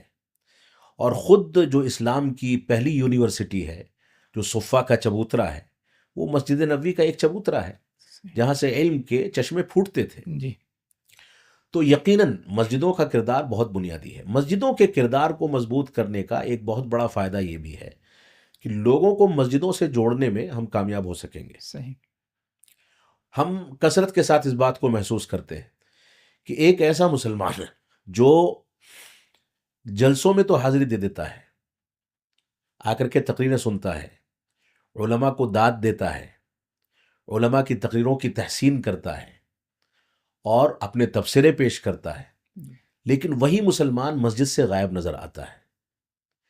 تو مسجدوں کے کردار کو مضبوط کرنا تو یہ بنیادی تقاضا ہے، اور موجودہ وقت میں اس پر باقاعدہ اخلاص کے ساتھ مضبوط کام کرنے کی ضرورت ہے. جلسے کمزور ہو جائیں گے اس کو برداشت کیا جا سکتا ہے، لیکن مسجدوں کا کردار اگر کمزور ہوگا تو میں سمجھتا ہوں کہ ہمارا اسلام اور ہماری دعوت باقی نہیں رہیں گے. لہذا مسجدوں کے کردار کو مضبوط کرنا یہ ہر عالم دین کی اور جماعت کے ہر ذمہ دار کی بنیادی ذمہ داری اور بنیادی فریضہ ہے. اللہ رب العالمین ہم کو اس بات کی توفیق عطا فرمائے. آمین آمین. اسی موضوع سے یا اسی مسئلے سے متعلق ایک آخری مسئلہ اگر اس کی وضاحت کر دیجیے. آج دیکھا جاتا ہے خود ہمارے ہی ہندوستانی بھائی حضرات کہ ہندوستان میں دعوت تبلیغ کے لیے بہت ہی یعنی مشکل ہے آج کے ماحول میں. کہاں تک یہ بات صحیح ہو سکتی ہے؟ نہیں، جیسا کہ میں نے اس سے نہیں، پہلے میں والے نے سوال بات میں صحیح کہا، ہے، میں نے لیکن سوال میں کہا یہ اس کی بات تردید آئی، کیسے کریں ہم؟ یہ بات آئی ہے. دیکھیے، ہندوستان کے ماحول میں نہیں سمجھتا کہ کسی علاقے میں خطبات جمعہ کے اوپر کوئی پابندی ہے. بالکل درست. صحیح. کسی مسجد میں درس دینے کے بارے میں کوئی پابندی ہے. میں نہیں سمجھتا کہ کسی مسجد میں کوئی نماز پڑھنے کے بارے میں کسی انداز کی کوئی پابندی ہے. مسجدوں کا کردار تو مفتوح طریقے سے چل رہا ہے. الحمدللہ. یہ اللہ رب العالمین کا فضل ہے. آپ کو کہیں یہ پابند نہیں کیا گیا کہ آپ اپنے پڑوسی کو نماز کی دعوت دیں. آپ دعوت دے سکتے ہیں. صحیح. آپ کو خود اس بات کا پابند نہیں کیا گیا کہ آپ صلاۃ فجر میں بیدار ہو کر کے مسجدوں میں حاضری دیں. یہ تو ہمارا خود کا کردار ہے کہ مسلمان علاقوں کی مسجدیں صلاۃ فجر میں ویران پڑی ہیں. یہ ہمارے خود کا کردار ہے کہ ہمارا پڑوسی نشہ کرتا ہے اور ہم اس سے ایک بار گفتگو تک نہیں کرتے. یہ ہمارا خود کا کردار ہے کہ ہمارے گھر میں ہمارے بچے، ہمارے ماں باپ، ہمارے متعلقین پڑے رہتے ہیں، نماز کے لیے بیدار نہیں ہوتے. ہم ان سے ایک زبان نہیں کہتے کہ آپ نماز کیوں نہیں پڑھتے. یہ مسلم معاشرے یا مسلم خاندانوں کی کہانی ہے صحیح. جو ہمارے معاشرے کے اندر کثرت کے ساتھ دیکھی جا سکتی ہے. تو دعوت و تبلیغ کا دائرہ اگر ہم یہی سمجھتے ہیں کہ صرف کانفرنس کر دی جائے، جلسے کر دیے جائیں، تو ہو سکتا ہے کہ کسی علاقے میں اس میں دشواریاں ہوں، لیکن دعوت و تبلیغ تو 0 سے لے کر کے 100 نمبر تک ہے. جی. اپنی ذات سے لے کر کے اپنے متعلقین، اور اپنے متعلقین سے لے کر کے اپنے پڑوسیوں، اور اس کے بعد آفس کے کولیگس، اس کے بعد جس مسجد یا مدرسے یا جس بھی تنظیم میں آپ کام کرتے ہیں وہاں اٹھنے بیٹھنے والوں کے ساتھ آپ دعوت و تبلیغ کر سکتے ہیں. کس نے آپ کو روکا ہے کہ آپ اپنی بغل کی کرسی پر بیٹھے ہوئے کسی آدمی سے گفتگو کریں؟ آپ بس میں سفر کرتے ہیں، ہوائی جہاز میں سفر کرتے ہیں، ٹرین میں سفر کرتے ہیں، آپ کے لیے ہر جگہ مواقع بات چیت کرنے کے ہیں. تو وہ بات چیت جس کو کرنے کے مواقع موجود ہیں، وہ بات چیت اسلام کے دائرے میں کیوں نہ کی جائے؟ تو یہ کہنے کی بات ہے. ہم نے ایک ذہن میں اپنے ایک خاکہ بیٹھا لیا ہے کہ ہندوستان کے حالات ایسے ہیں ویسے ہیں. جی. میں اس بات کو تسلیم نہیں کرتا. ہم جب تک اپنے لیے جو ماحول تیار کریں گے وہ ماحول ہمارے لیے تیار ہوگا. صحیح. اور اللہ کا فضل ہے کہ ہندوستان میں ساری مشکلات اور حالات کی نزاکتوں کے باوجود یہ احوال موجود ہیں کہ ہم اسلامی تعلیمات پر چلیں، اسلامی تعلیمات کی دعوت و تبلیغ کریں، اس کے لیے اپنی مساجد کا استعمال کریں. مساجد میں خطبات جمعہ میں اہم سے اہم موضوعات اختیار کیے جائیں اور دروس اور محاضرات کا اہتمام کیا جائے، لوگوں کو نمازوں سے جوڑ کر کے ان کے گھروں تک ان سے تعلقات بنا کر کے ان کے ساتھ دعوت و تبلیغ کا رشتہ مضبوط کیا جائے۔ یہ امکانات موجود ہیں اور دعوت و تبلیغ کے لیے یہ امکانات کافی ہیں۔ میں نہیں سمجھتا کہ اس میں مزید کسی صراحت یا کسی توضیح کی ضرورت ہے۔ یعنی ضرورت صرف شاید اسی کی ہے کہ خالص اسلام کی دعوت ہو تو کوئی دشواری نہیں، یقینی بات ظاہر ہے، سی بات ہے کہ یقینی بات ہے۔ میں آپ کو چند مثالیں یہاں پر دے دوں، اگرچہ یہ مثالیں دینے کا یہ موقع نہیں ہے۔ مثال یہ ہے کہ ہمارا ایک مزاج بن گیا ہے، یا بحیثیت مسلمان قوم کے، مسلمانوں کے ایک بڑے طبقے کا، سب کو میں نہیں کہوں گا لیکن ایک بڑے طبقے کا، یا آپ یہ کہہ سکتے ہیں کہ کچھ لوگوں کا یہ مزاج بن گیا ہے کہ وہ بات چیت نہیں کرنا چاہتے، بات چیت نہیں کرنا چاہتے۔ آپ بات چیت کا، ڈائلاگ کا، گفتگو کرنے کا ماحول اگر بنائیں گے تو گفتگو آپ جس سے کریں گے، چاہے اس کا تعلق کسی بھی مذہب یا کسی بھی مسلک سے ہو، جی اگر گفتگو کرنے کے اسلوب سے آپ اس کے ساتھ بیٹھتے ہیں، اس سے تعلقات ہموار کرتے ہیں اور اس کے سامنے اپنی باتیں رکھ کر کے اس سے تبادلے خیال کرتے ہیں، تو یہ انفرادی دعوت کا ایک بنیادی پہلو ہے اور اس کے ذریعے ہم اپنی بات اس سے تسلیم کرا سکتے ہیں۔ میں نے تو یہاں تک تجربات کیے ہیں کہ ایسے افراد جن کے بارے میں یہ شہرہ ہے، یہ تشہیر ہے کہ وہ مسلمانوں کو دیکھنا نہیں چاہتے، مسلمانوں سے عداوت کرنا چاہتے ہیں، ان کے سامنے بھی اگر آپ خوش اخلاقی سے جا کر کے اسلام کے بارے میں یا اپنے مسائل کے بارے میں کچھ گفتگو کریں گے تو وہ سننے پر مجبور ہیں۔ مسئلہ یہ ہے کہ ہم نے ڈائلاگ کے اور گفتگو کرنے کے دروازے کو بند کر رکھا ہے۔ سب نے نہیں کیا لیکن کچھ لوگ ایسے ہیں۔ جی لہذا مسلمانوں کو جس ماحول میں ہم ہندوستان میں زندگی گزار رہے ہیں، جس ماحول میں ہمیں ہر مسلک اور ہر مذہب کے آدمی سے سامنا کرنا ہے، اس ماحول کی رعایت کرتے ہوئے ہمیں لوگوں سے بات چیت کرنے اور گفتگو کرنے اور ڈائلاگ کرنے کے راستے کو کھولنا چاہیے اور قانون کے دائرے میں رہتے ہوئے گفتگو کرنی چاہیے۔ یہ گفتگو جب کی جائے گی تو انشاءاللہ ہمارے راستے ہموار ہوں گے۔ مشکلات یقیناً آئیں گی جو فطری ہیں، اور مشکلات پر وتواصوا بالصبر جو سورۃ العصر کا تذکرہ کیا گیا، ہمیں صبر و تحمل سے کام لینا چاہیے۔ اللہ رب العالمین راستے کھولنے والا ہے۔ میں ایک سوال یہاں پر کروں گا کہ ہندوستان کا ماحول یا دنیا کے کسی بھی خطے کا ماحول جو آج کے تناظر میں ہمارے بعض لوگ جس کا شکوہ کرتے ہیں یا پیش کرتے ہیں، کیا اس ماحول کو رسول اکرم صلی اللہ علیہ وسلم کے یا صحابہ کرام کے دور سے موازنہ کر کے دیکھا جا سکتا ہے؟ کیا اس دور میں مشکلات اس سے کم تھیں یا اس سے زیادہ تھیں؟ اگر ہم سیرت رسول کا مطالعہ کرتے ہیں، صحابہ کرام کے دور کا مطالعہ کرتے ہیں، تو ان لوگوں نے تو جتنی مشکلات برداشت کی ہیں اس دعوت و تبلیغ کے میدان میں، ہم تو اس کے بارے میں تصور بھی نہیں کر سکتے۔ صحیح۔ اس کا 1% بھی ہم اس کا سامنا نہیں کر رہے ہیں۔ وہ لوگ اتنے بڑے پیمانے پر صبر و تحمل کر کے دعوت دے کر کے گئے، جی اسی صبر و تحمل اور اسی استقامت کا نتیجہ ہے کہ آج ہم اس اسٹوڈیو میں بیٹھے ہوئے ہیں۔ جی اسی صبر و تحمل اور اسی استقامت کا نتیجہ ہے کہ آج ہم کو یہ موقع ملا ہے کہ ہم متحدہ عرب امارات میں یہاں بیٹھ کر کے گفتگو کر رہے ہیں۔ صحیح۔ اسی کا نتیجہ ہے کہ ہم قال اللہ اور قال رسول کی صدائیں لوگوں کے سامنے پہنچا پاتے ہیں۔ لہذا میں نہیں سمجھتا کہ موجودہ حالات اس حالات کے بالمقابل مشکل ہیں۔ وہ حالات مزید مشکل تھے، اور ان مشکل حالات میں، ان خراب ترین حالات میں، اس مشکل ترین دور میں ہمارے اسلاف نے جو اسالیب اختیار کیے تھے، آج اس کا عشر عشیر بھی مسلمان اختیار کر لے گا تو کامیاب ہو جائے گا۔ صحیح۔ لہذا ہمیں جب کوئی مشکل آتی ہے تو یہ سوچنا چاہیے وما اصابکم من مصیبت فبما کسبت ایدیکم ویعفو عن کثیر۔ یہ آیت کریمہ ہمارے لیے موجودہ دور میں ایک بنیادی پیغام دیتی ہے کہ ہمیں جو بھی مشکلات لاحق ہوتی ہیں، جی یہ ہمارے اپنے کرتوتوں اور غلط کاریوں کا نتیجہ ہے۔ لہذا مسلمان مشکلات کا سامنا کرتے ہوئے اگر اپنی گریبان میں جھانکنے کا فن سیکھ لے جی اور اپنی اصلاح کر لے تو مشکلات کے اسباب کو ختم کرنے کی وجہ سے وہ بذات خود مشکلات کو دور کر سکتا ہے۔ لہذا حالات کا اتار چڑھاؤ، حالات کا کبھی مشکل ہونا کبھی آسان ہونا، یہ دنیا کی تاریخ ہے، دنیا کا دستور ہے۔ اس کی وجہ سے اسلامی دعوت کا مشن نہ کبھی رکا ہے اور نہ قیامت تک رکے گا۔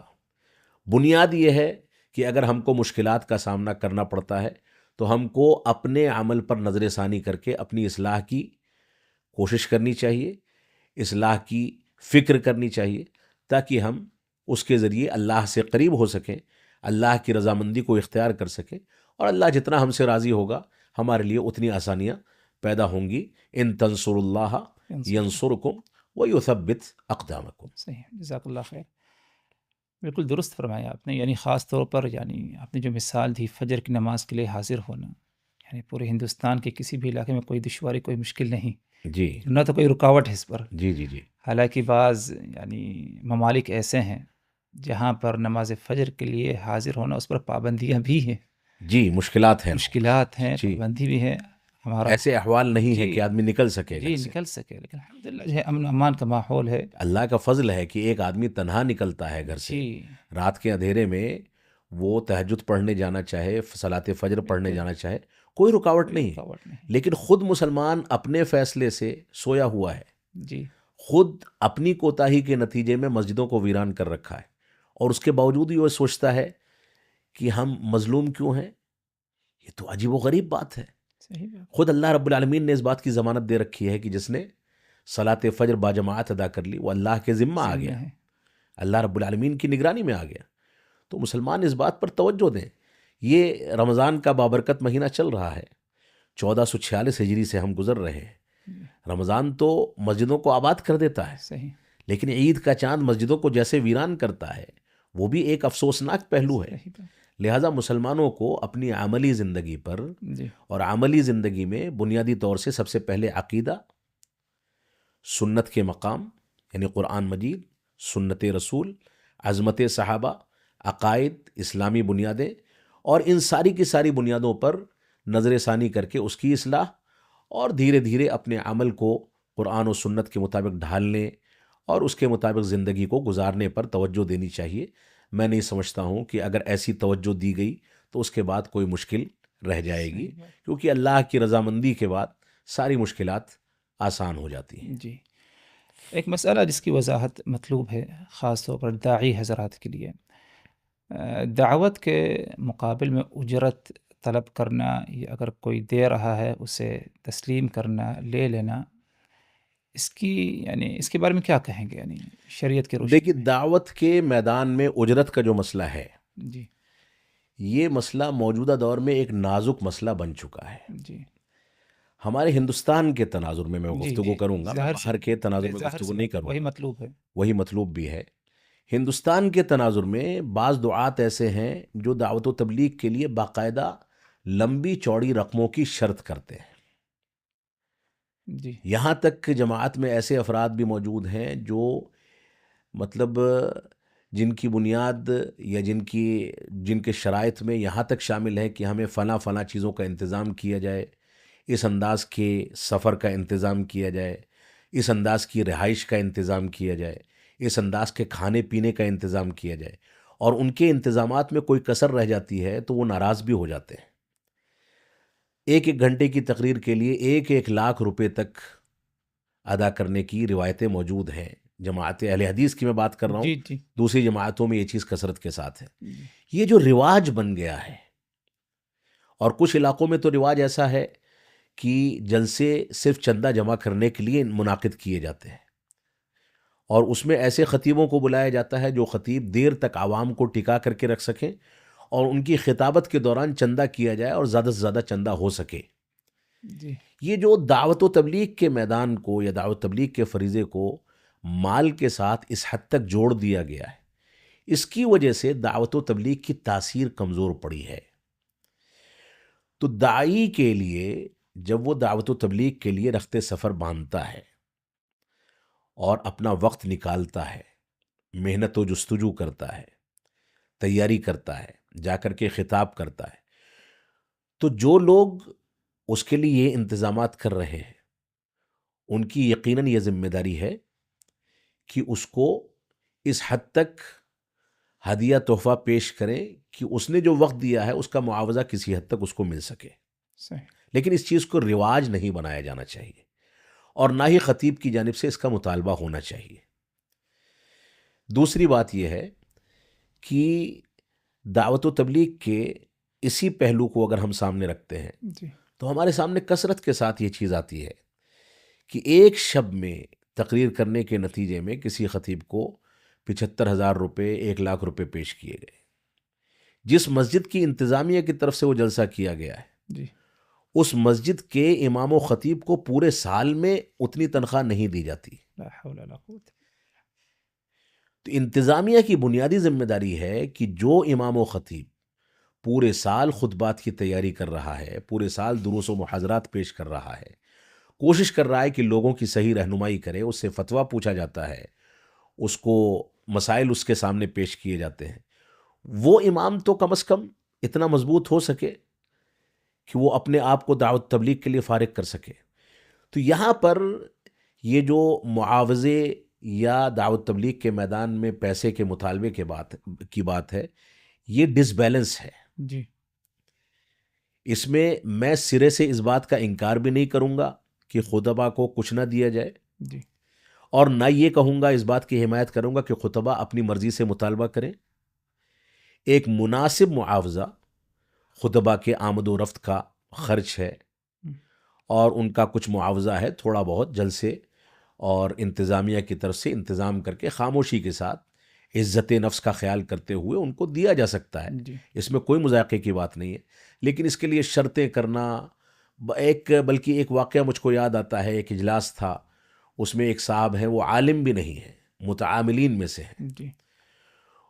اس جلسے کی انتظامیہ کے ایک صاحب نے مجھ کو بتایا، بلکہ اس جلسے میں ایک بار میں نے شرکت کی ہے. جی. ایک تعلیمی ادارے کا جلسہ ہے، جی. اور میں نے اپنے خطاب کے درمیان علاقے کی کچھ ایسی خامیوں کی صراحت کر دی جو علاقے کے اندر پائی جاتی ہیں. جی. میرا اپنا طریقہ یہ ہے کہ میں جہاں خطاب کرنے جاتا ہوں پہلے علاقے کے ماحول سے واقفیت حاصل کرنے کی کوشش کرتا ہوں صحیح.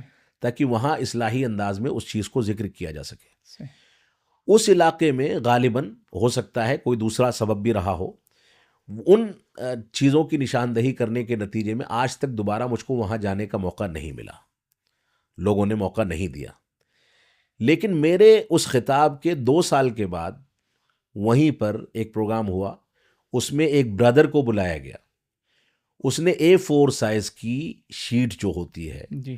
اس میں 2 صفحے میں باقاعدہ اپنے مطالبات بھیجے کہ کون سی کلاس کا ہمیں ٹکٹ چاہیے، اسٹیشن سے لے کر کے ہوٹل تک آنے کے لیے کس انداز کی گاڑی ہونی چاہیے، کھانے میں کیا چیزیں پیش کی جانی چاہیے، خطاب کا کتنا معاوضہ ہوگا.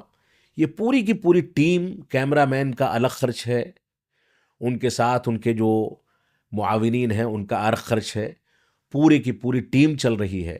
اور اس کے بعد نتیجہ کیا ہے؟ وہ اپنی تقریر میں جہالت والی باتیں کر رہے ہیں، کوئی علمی بات نہیں کر رہے. تو یہ جو ایک معاشرے میں ماحول بن گیا ہے، یہ ماحول یقیناً نقصان دہ ہے. تو معاوضہ جو ہے اس کی ایک حد بندی بھی ہونی چاہیے. علاقے کے لحاظ سے اس میں فرق بھی ہو سکتا ہے، لیکن بنیادی طور سے جو لوگ مستقل طور سے امت کی رہنمائی کا کام کر رہے ہیں، جی. ائمہ اور خطبہ، یا مستقل طور سے جو علماء مدارس کے چاہے مدرسین ہوں جو اپنے علاقے میں دعوت و تبلیغ کا کام جی. کرتے ہیں، یا جو علاقے میں مضبوطی کے ساتھ لوگوں کی صحیح رہنمائی کرتے ہیں، ان لوگوں کی تنخواہوں اور ان کے معاوضے پر زیادہ مضبوطی کے ساتھ غور و تدبر کیا جانا چاہیے، اور ان کو معاوضہ دینے کے بعد ان کی نگرانی بھی کی جانی چاہیے کہ آپ سے جو کام لیا جا رہا ہے، فلاں فلاں مطالبات ہیں، اس کو پورا کریں تاکہ دعوت و تبلیغ کا سیٹ اپ مضبوط ہو سکے. یہ ایک شب میں یا ایک آدھ روز میں جی. چند خطبہ جو آ کر کے گا کر کے تقریر کریں یا آ کر کے واقعات اور قصوں میں پوری کہانی گزار دیں، جی. امر بالمعروف اور نہی عن المنکر کا تصور ان کی تقریر میں نظر ہی نہ آئے، وہ صرف فضائل پر گفتگو کریں، جی. منکرات کا تذکرہ کہیں نہ کریں. عام طور سے آپ دیکھیں گے کہ جو لوگ معاوضے کے لیے یا پیسوں کے لیے تقریریں کرتے ہیں ان کی تقریروں میں انکار منکر کا پہلو بہت معمولی ہوتا ہے یا نہیں ہوتا، کیونکہ وہ کسی کو ناراض نہیں کرنا چاہتے. وہ چاہتے ہیں کہ ان کو بلایا جاتا رہے، وہ چاہتے ہیں کہ ان کا سکہ چلتا رہے، وہ چاہتے ہیں کہ ان کی ٹی آر پی بنی رہے. اور جو آدمی انکار منکر کا فریضہ انجام دے گا، لوگ اس کو ایک بار سنیں گے، 2 بار سنیں گے، پھر بلانا بند کر دیں گے. سنجیدہ طبقہ، اہل علم کا طبقہ تو اس کو برداشت کرے گا، لیکن عوام عام طور سے اس کو کنارے کر دیتی ہے. یہاں پر انتظامیہ کی ذمہ داری ہے کہ عوام کو ایسے لوگوں کا چسکا دلایا ہی نہ جائے صحیح. جو دعوت و تبلیغ کو غلط طریقے سے استعمال کرتے ہیں. لہٰذا معاوضے کے میں اس کے سلسلے میں یہ کہوں گا کہ افراط و تفریط ہے، اور اس پر نظر ثانی کر کے ہمیں ایک مضبوط نظام قائم کرنا چاہیے، اور پوری جماعت اور جماعت کے تمام بڑوں کی ذمہ داری ہے کہ اس پر غور و تدبر کریں. جی، یعنی ایک اصولی بات سمجھ لینی چاہیے ہر داعی کو کہ وہ خود مطالبہ نہ کرے کہیں پر جی اجرت کا جو معاملہ ہے. البتہ جی یہ ہے کہ اگر کہیں سے کچھ اسے حاصل ہو جائے تو اسے کیا ہے تسلیم کر سکتا ہے، اس کی بالکل گنجائش. تسلیم کر سکتا ہے، اس میں کوئی شک نہیں. جو ہدیہ تحفہ ہے وہ تسلیم کرے گا. لیکن دیکھیے، اجرت کا مطالبہ کرنے کے نتیجے میں انتظامیہ کے جن افراد سے اس کی ڈیل ہوتی ہے جی یا جن لوگوں سے وہ مطالبہ کرتا ہے، ان کی نظر میں تو اس کی حیثیت کمزور پڑ جاتی ہے، ظاہر سی بات ہے. کیونکہ وہ ایک طرح سے صرف داعی کی حیثیت سے اب نہیں دیکھا جا رہا، بلکہ وہ مطالبہ کرنے والے شخص کی حیثیت سے دیکھا جا رہا ہے. جی بلکہ میں نے یہاں تک دیکھا ہے، بلکہ یہ ایک تلخ حقیقت ہے، ہندوستان کے بعض علاقوں میں دیکھا گیا ہے کہ بعض خطبہ کے مختلف علاقوں میں نمائندے موجود ہیں. اگر آپ کو اس خطیب سے موعد لینا ہے یا اس کو اپنے جلسے میں بلانا ہے، تو آپ ڈائریکٹ اس سے ڈیل نہیں کر سکتے، بلکہ اس علاقے کے نمائندے سے آپ رابطہ کریں گے، اور علاقے کے نمائندے کا اکاؤنٹ نمبر اور ساری تفاصیل اس کو دی جائیں گی. جب اس میں وہ چیزیں پیش کر دی جائیں گی یا ٹرانسفر کر دی جائیں گی، اس کے بعد خطیب صاحب منظوری دیں گے. اس حد تک مسائل یعنی موجود ہیں. خطیب اور داعی ڈائریکٹ اپنے اکاؤنٹ میں اپنے اکاؤنٹ میں پیسہ نہیں لیتا، بلکہ اس کے نمائندے موجود ہیں.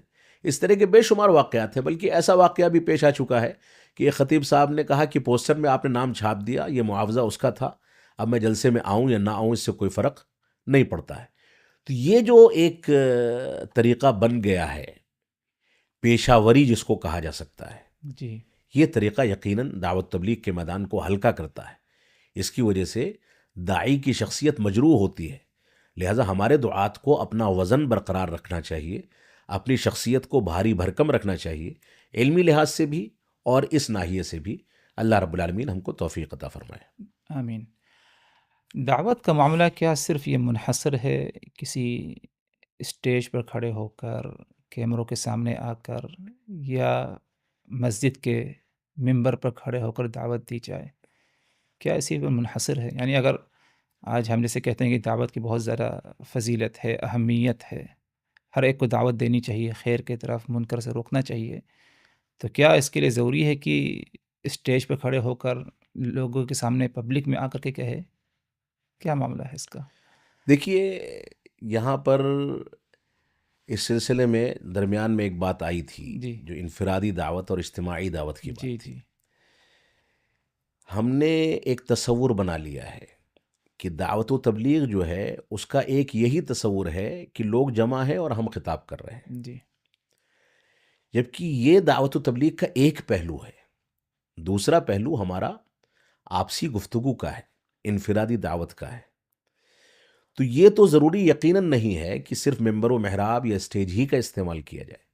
وہ ایک پہلو ہے جی اور اس کا استعمال بوقت ضرورت کیا جانا چاہیے.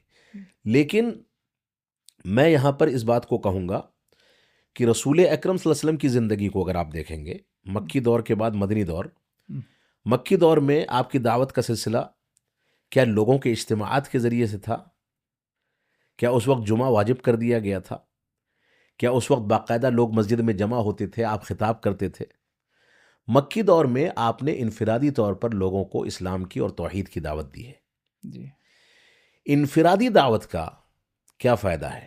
جی انفرادی دعوت کے ذریعے انسان جو میدان تیار کرتا ہے، جی جو اعتماد حاصل کرتا ہے عوام کا، اس کے بعد اس کو صرف ایک اطلاع دینی ہے کہ میں آج فلاں مسجد میں درس کے لیے حاضر ہو رہا ہوں، یا فلاں شخصیت فلاں مسجد میں درس کے لیے حاضر ہو رہی ہے۔ انفرادی دعوت کے ذریعے سے جو محنت کی گئی ہے جی اور جو لوگ اس کے دعوت سے جڑے ہیں، وہ فوراً بھاگ کر کے اجتماعی دعوت میں وہاں شریک ہونے کو تیار ہو جائیں گے۔ تو انفرادی دعوت جو ہے وہ در حقیقت متن کی حیثیت رکھتا ہے، یا فیلڈ ورک کی حیثیت رکھتا ہے، یا آپ یہ کہیں کہ پودوں کے بیج بونے جی یا کھیتی باڑی کو اگانے کی حیثیت رکھتا ہے۔ اور جب اس کے اندر استحکام آ جائے، مضبوطی آ جائے، تو اجتماعی دعوت کے لیے ماحول تیار ہوتا چلا جاتا ہے۔ لہٰذا صرف انفرادی دعوت کو صرف اجتماعی دعوت کا اہتمام کرنا اور انفرادی دعوت کو کنارے کر دینا، اس سے بیلنس بگڑتا ہے۔ صحیح۔ لہٰذا ہماری یہ ذمہ داری ہے کہ ہم صرف اس بات پر توجہ نہ دیں کہ ہم کو خطبات جمعہ ہی پیش کرنے ہیں، یہ جلسوں ہی سے صرف خطاب کرنا ہے، بلکہ ہماری یہ بھی ذمہ داری ہونی چاہیے کہ جس علاقے میں ہم جا رہے ہیں، جلسے کے پہلے جلسے کے بعد تھوڑا سا وقت نکال کر کے عوام سے ملاقاتیں، عوام کے ساتھ بیٹھنے کا ایک ماحول تیار کیا جائے، ان کے سوالات سنے جائیں۔ بلکہ میری ایک رائے یہ بھی ہے کہ علماء کو جلسوں میں بھی زیادہ علماء بلانے کے بجائے جی انتظامیہ کو اہتمام یہ کرنا چاہیے کہ اگر 4 خطیب ہیں تو 4 کے بجائے گھٹا کر کے 2 خطیب کر دیے جائیں، اور دونوں خطبہ کے خطاب کے بعد 15 منٹ کا سوال و جواب کا وقفہ رکھا جائے، تاکہ ہمارا تعلق عوام سے مضبوط ہو سکے، مستحکم ہو سکے۔ تو اصل میں بنیادی طور سے یہ دونوں کے دونوں اسالیب اختیار کر کے ہم چلیں گے تو انشاءاللہ ایک بہتر نتیجہ نکل کر کے سامنے آئے گا۔ جی انشاءاللہ۔ اس مسئلے کو میں نے اس لیے چھیڑا، یعنی اس کی جو ایک وجہ پائی جاتی ہے خاص طور پر بر صغیر ہندوستان کے ماحول میں، جنہیں ہم متعالم یا دوسری اصطلاح میں برادر کہا جاتا ہے، اب اگر ان کو روکا جائے، نصیحت کی جائے، تو بعض ان کی حمایتی یا وہ خود کہتے ہیں بھائی ہم تو دعوت کا کام کر رہے ہیں، اس لیے کیا ہے ہم جو ہے ایک اسٹیج یا ممبر پر یا کسی عوام کے سامنے، حالانکہ اگر وہ دعوت کا کام کرنا چاہیں تو یعنی انکار منکر اور امر بالمعروف انفرادی طور پر بھی کیا ہے کیا جا سکتا ہے۔ جو نقصانات ادھر پائے جا رہے ہیں وہ نقصانات نہیں پائے جائیں گے ایسی حالت میں، اس لیے کیا ہے اس مسئلے کی جو ہے میں نے وضاحت طلب کی۔ جی، یہ مسئلہ اصل میں موجودہ دور میں جو متعاملین کا مسئلہ ہے یا غیر علماء واعظین کا مسئلہ ہے، یہ مسئلہ بہت زیادہ حساس مسئلہ بن گیا ہے۔ جس آدمی کے پاس کیمرے کی ریکارڈنگ کا فن ہے، جی وہ تھوڑا بہت ایڈیٹنگ کر لیتا ہے، اس نے ایک اسٹوڈیو بنا لیا، ایک مہنگا کیمرہ رکھ لیا، جی چند افراد کو جمع کر کے سوالات تیار کرا لیے، اس کا جواب دے دیا، اس کی ریکارڈنگ اس نے نشر کر دی۔ ہم دیکھتے یہ ہیں کہ جو غیر علماء واعظین جو ہیں، اگر وہ علمی بنیادوں پر کام نہیں کر رہے ہیں جی تو عام طور سے وہ بڑی بڑی غلطیاں کرتے ہیں۔ جی لہٰذا یہ موجودہ دور کے، بلکہ میں یہ کہوں گا کہ غیر علماء واعظین یا متعاملین کا جو مسئلہ یا ان کو ترجیح دینے کا مسئلہ ہے، یہ علم کے میدان کے لیے اس دور کا ایک بڑا فتنہ ہے، صحیح۔ کیونکہ اس کی وجہ سے جہالت پھیل رہی ہے، اور یہ ایک ایسی چیز نہیں ہے جو نئے دور میں وجود میں آئی ہے، اس کا تصور ماضی میں بھی پایا جاتا تھا۔ خود رسول اکرم صلی اللہ علیہ وسلم نے فرمایا ہے کہ فَسُئِلُوا فَأَفْتَوْا بِغَيْرِ عِلْمٍ فَضَلُّوا وَأَضَلُّوا، کہ علماء اٹھا لیے جائیں گے تو لوگ جاہلوں سے سوال کریں گے اور وہ بغیر علم کے جواب دیں گے اور خود بھی گمراہ ہوں گے اور لوگوں کو بھی گمراہ کریں گے۔ جی اور وہ معطا امام مالک کی جو روایت ہے، جس میں امام مالک کہتے ہیں کہ یہ روایت کی اصل اس کی بنیاد یہ ہے کہ مدینہ میں 100 سے یا 100 کے قریب کچھ لوگ تھے جی جنہوں نے کتابوں سے علم حاصل کر لیا تھا اور لوگ ان پر اعتماد کرتے تھے، لیکن علماء ان سے دوری اختیار کرنے کی تلقین کرتے تھے، ان سے علم نہیں لیا جا سکتا تھا، ان کو قابل اعتماد نہیں سمجھا جاتا تھا۔ امام مالک کہتے ہیں اس وجہ سے کیونکہ انہوں نے کتابوں سے علم حاصل کر لیا تھا، علماء کی صحبت میں بیٹھ کر کے علم حاصل نہیں کیا تھا۔ حیدرآباد کی زبان میں انہی برادرز کو کتابچے کہا جاتا ہے، یعنی یہ صرف آج بھی اچھا یہ صرف کتابوں سے مطالعہ کر کے علم حاصل کر کے یہ سمجھتے ہیں کہ ہم نے علم یقین حاصل کر لیا ہے، علماء سے اس کے بارے میں کوئی استفسار نہیں کریں گے، علماء کی صحبت میں نہیں بیٹھیں گے، بلکہ متعاملین کی ایک بہت بڑی خرابی یہ بھی اب پیدا ہونے لگی ہے کہ جب وہ یہ دیکھتے ہیں کہ ہمارے حلقے اثر میں اضافہ ہو گیا، لوگ ہمارے ساتھ بیٹھنے لگے، تب وہ علماء سے ڈرانے بھی لگتے ہیں کہ تم فلاں کے پاس مت جانا، کیونکہ وہ جانتے ہیں کہ اگر لوگوں کو علماء کے دروس کی لذت مل جائے گی تو ہماری مجلسیں خالی ہو جائیں گی۔ تو یہ اصل میں موجودہ دور میں ایک بہت بڑا مسئلہ ہے جس پر علماء کو سنجیدگی کے ساتھ سوچنا چاہیے۔ بعض علماء کبھی کبھار ان لوگوں کے ساتھ سستی یا نرمی کا پہلو اختیار کر لیتے ہیں یا ان کی تائید کر دیتے ہیں، اس کا نتیجہ کبھی کبھار بہت خراب ہوتا ہے، لہٰذا اس پر سنجیدہ غور و تدبر کیا جانا چاہیے۔ جزاک اللہ خیر۔ ظاہر سی بات ہے کہ علماء حق بھی ہیں اور علماء سو بھی پائے جاتے ہیں، اور اسی طرح دعات کا بھی معاملہ ہے۔ دعات حق ہیں، حق کی طرف دعوت دینے والے ہیں، اور کچھ دعات ہیں جو کہ فتنہ اور گمراہی کی طرف دعوت دیتے ہیں۔ یعنی ہم لوگوں کو آگاہ کیسے کریں اس قسم کی دعات سے یا اس قسم کے علماء سے جو علماء سو ہیں، دعات فتنہ ہیں، اس کے بارے میں کیا کہیں گے؟ یعنی آگاہی کس طرح کی جائے؟ دیکھیے، معیار تو ہمارا وہی قرآن و سنت اور منہج صحابہ ہے، جی، فہم صحابہ ہے۔ ہم اسی پر علماء کو پرکھتے ہیں اور اسی کے مطابق ان کے بارے میں کوئی فیصلہ کیا جاتا ہے۔ علماء سو میں بھی کئی کیفیت اور کئی انداز کے علماء ہو سکتے ہیں۔ علماء سو میں ایک علماء کا طبقہ وہ ہو سکتا ہے جو قرآن و سنت کو غلط طریقے پر سمجھتا ہے لیکن اس کی دعوت نہیں دیتا، اس کی دعوت و تبلیغ نہیں کرتا۔ ایک طبقہ وہ ہو سکتا ہے جو قرآن و سنت کو غلط طریقے پر سمجھتا ہے اور اس کی دعوت و تبلیغ کرتا ہے۔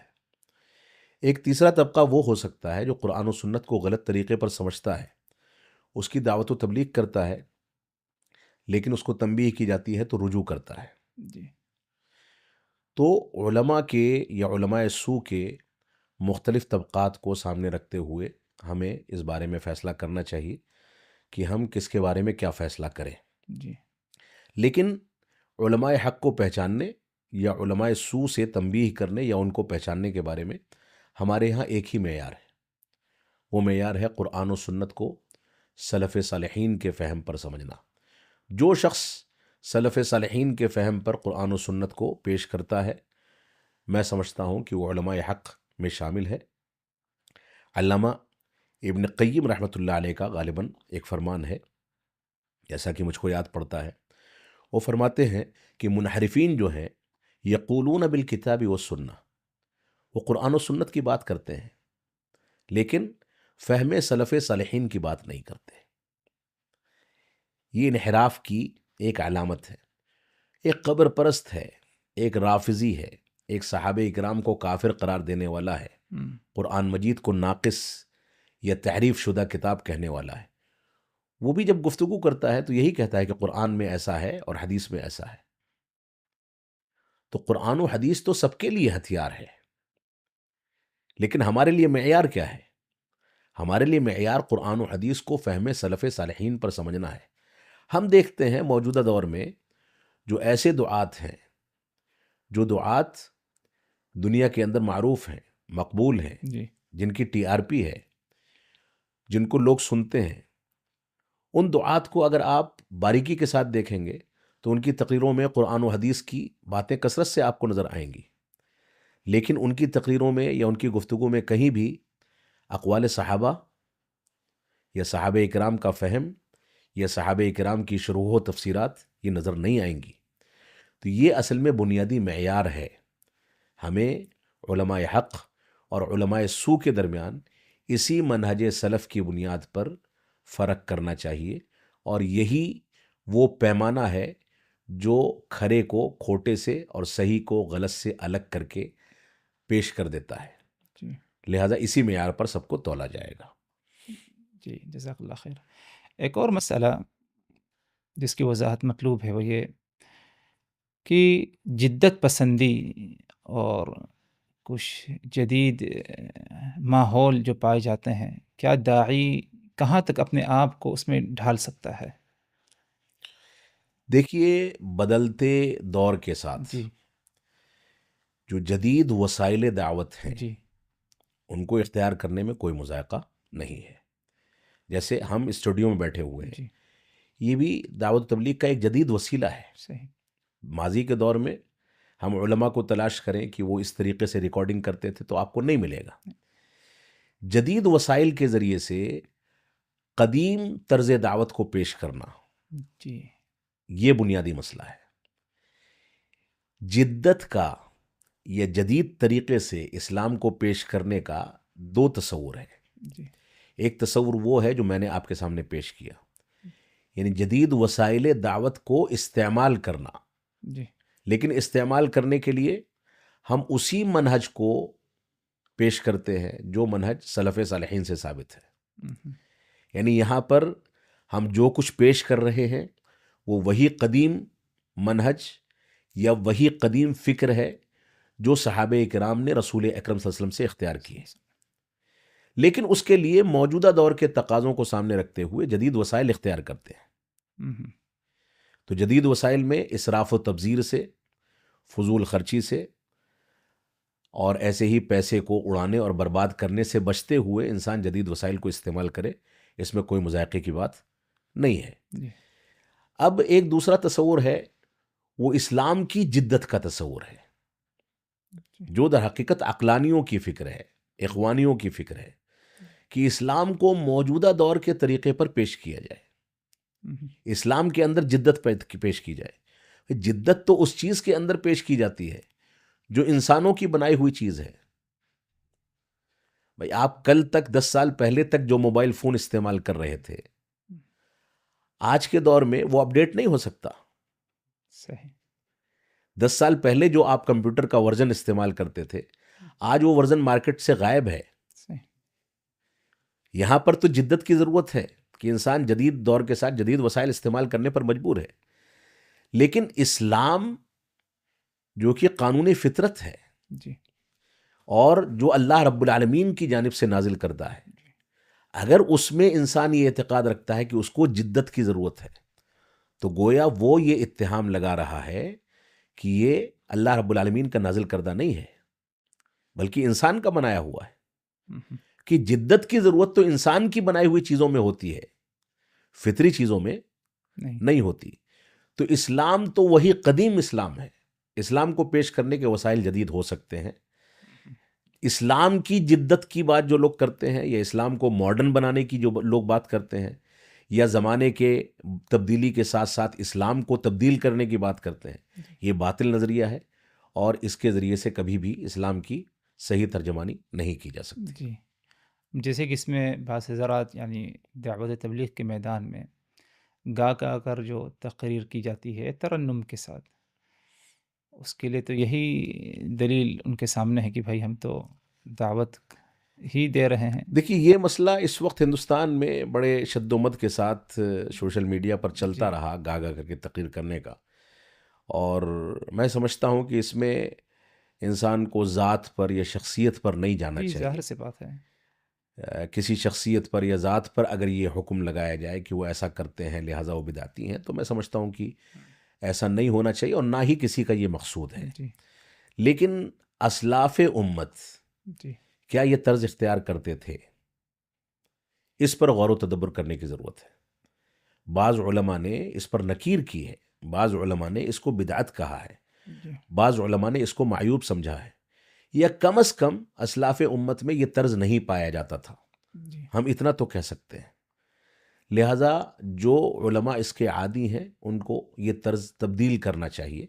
علامہ البانی رحمۃ اللہ علیہ ہیں، یہ اس سے پہلے غالباً ابن رجب حنبلی ہیں، اور خود شیخ الاسلام علامہ ابن تیمیہ رحمۃ اللہ علیہ کے بعض اقوال اس پر موجود ہیں، جن لوگوں نے اس طرز کو اسلاف امت کے طرز کے سے ہٹا ہوا طرز سمجھا ہے. لہٰذا کم از کم اگر اس طرح کے اقوال موجود ہیں تو کم از کم ہم یہ گزارش کریں گے اپنے ان واعظین سے کہ اپنی تقاریر کے اندر علمیت بھی پیدا کریں اور طرز بھی تبدیل کریں. ظاہر سی بات ہے کہ انسان کو عذاب قبر سے ڈرانا ہے، جہنم کے عذاب کی ہولناکی ذکر کرنی ہے، جی تو وہ چیزیں اگر گا گا کر کے انسان بیان کرے گا تو وہ تصور تو پیدا ہی نہیں ہو سکتا. نہیں ہو سکتا. اللہ کے رسول صلی اللہ علیہ وسلم کا جو طریقہ تھا وہ طریقہ اصل میں ہمارے لیے اسوہ اور نمونہ ہے، اور دعوت و تبلیغ میں اسی کو اختیار کیا جانا چاہیے۔ ادھر یہ بات بھی یعنی اگر ذکر کیا جائے، جسے لوگوں نے سمجھا کہ ایک طریقہ ہے دعوت و تبلیغ کا کہ قرآن کو اپنے ہاتھ میں لے کر کے دعوت دینا، یا قرآن کو سامنے رکھ کر کے باقاعدہ اس کا اہتمام کیا جاتا ہے، اور اسی میں اس بات کو بھی لے لیا جائے کہ قرآنی آیات شاید کم ہی پڑھ کر بتایا جائے، بلکہ اس کا حوالہ نمبر کے ساتھ دے دیا جاتا ہے۔ دیکھیے یہ ٹرینڈ جو ہے، میں جی تو بہت صراحت کے ساتھ بات کروں گا، یہ قرآنی آیات کا نمبر یا ایسے ہی صورتوں کا نمبر یا جی احادیث کا نمبر، یہ طریقہ تو ہمارے ملک میں ذاکر نائک صاحب کے ذریعے سے شروع ہوا ہے، جی اور لوگ اسی کی واہواہی میں سارا کچھ ختم کر دیتے ہیں۔ جی آیت نمبر اور صورت نمبر بتانا کیا یہ کمال ہے، یا آیت اور صورت کے صحیح مفہوم کو پیش کر دینا کمال ہے؟ بنیاد یہ ہے۔ صحیح۔ علماء آیت نمبر یاد رکھ پاتے ہوں نہ رکھ پاتے ہوں، لیکن آیت کے صحیح مفہوم کو صحابہ کرام کے طرز پر پیش کرنے کا ہنر رکھتے ہیں۔ جی عوام کو ہر نئی چیز لذت دار لگتی ہے، تو وہ یہ دیکھتے ہیں کہ نئی چیز یا کوئی نیا طریقہ آیا ہے تو اس کی جانب لپکتے ہیں۔ اور اسلاف امت کو اگر آپ دیکھیں، اور جدید دور کے فتنوں سے بچنے کے لیے علماء نے جو ضوابط ذکر کیے ہیں، اس میں اس بات کا تصور بھی ملتا ہے کہ کوئی بھی ایسی چیز جو نئے طریقے پر وجود میں آتی ہے، عوام کو اس پر اندھا اعتماد نہیں کرنا چاہیے، صحیح۔ بلکہ علماء کی طرف رجوع کر کے اس کے بعد اس طرز پر آگے بڑھنا چاہیے۔ یہ جو طریقہ آیت نمبر بیان کر دینے کا یا حدیث نمبر بیان کر دینے کا، یہ طریقہ وجود میں آیا ہے اور اس کے بعد ختم بھی ہو گیا۔ ابھی بھی بعض واعظین اس کو یا بعض علماء اس کو استعمال کرتے ہوں گے، جی لیکن اس طریقے کی وجہ سے دوسرے وہ علماء جن کا شمار کبار علماء میں ہو سکتا ہے، ان کی حیثیت مجروح کرنے کی بھی کوششیں کی گئی صحیح۔ کہ ان کے پاس کیا علم ہے، وہ تو آیت نمبر بھی نہیں بتا سکتے، ان کے پاس کیا علم ہے، وہ تو ایسا بھی نہیں کر سکتے۔ جبکہ جو بڑے علماء ہیں ان کی مجلسوں میں انسان بیٹھے گا، حوالہ جات نوٹ کرے گا، تو بے شمار فوائد اس کو ملیں گے۔ تو یہ جو جدید طرز دعوت متعارف ہوا ہے ہمارے ہندوستان یا عالمی سطح پر، اس نے علماء کے مقام کو مجروح کیا ہے، اور اس طرح کا کوئی تصور ماضی میں پایا بھی نہیں جاتا تھا نمبرات کا ذکر کرنے کا۔ دوسری بات یہ بھی ہے کہ نمبرات کا جہاں تک مسئلہ ہے، آپ طباعت کے فرق کے ساتھ نمبرات کو اگر ٹٹولیں گے تو کسی کتاب میں نمبر کچھ ہوگا، اسی حدیث کا نمبر دوسری کتاب میں کچھ اور ہو جاتا ہے۔ اور ہوتا ہے۔ تو یہ تحقیق کے معیار کے بھی خلاف ہے۔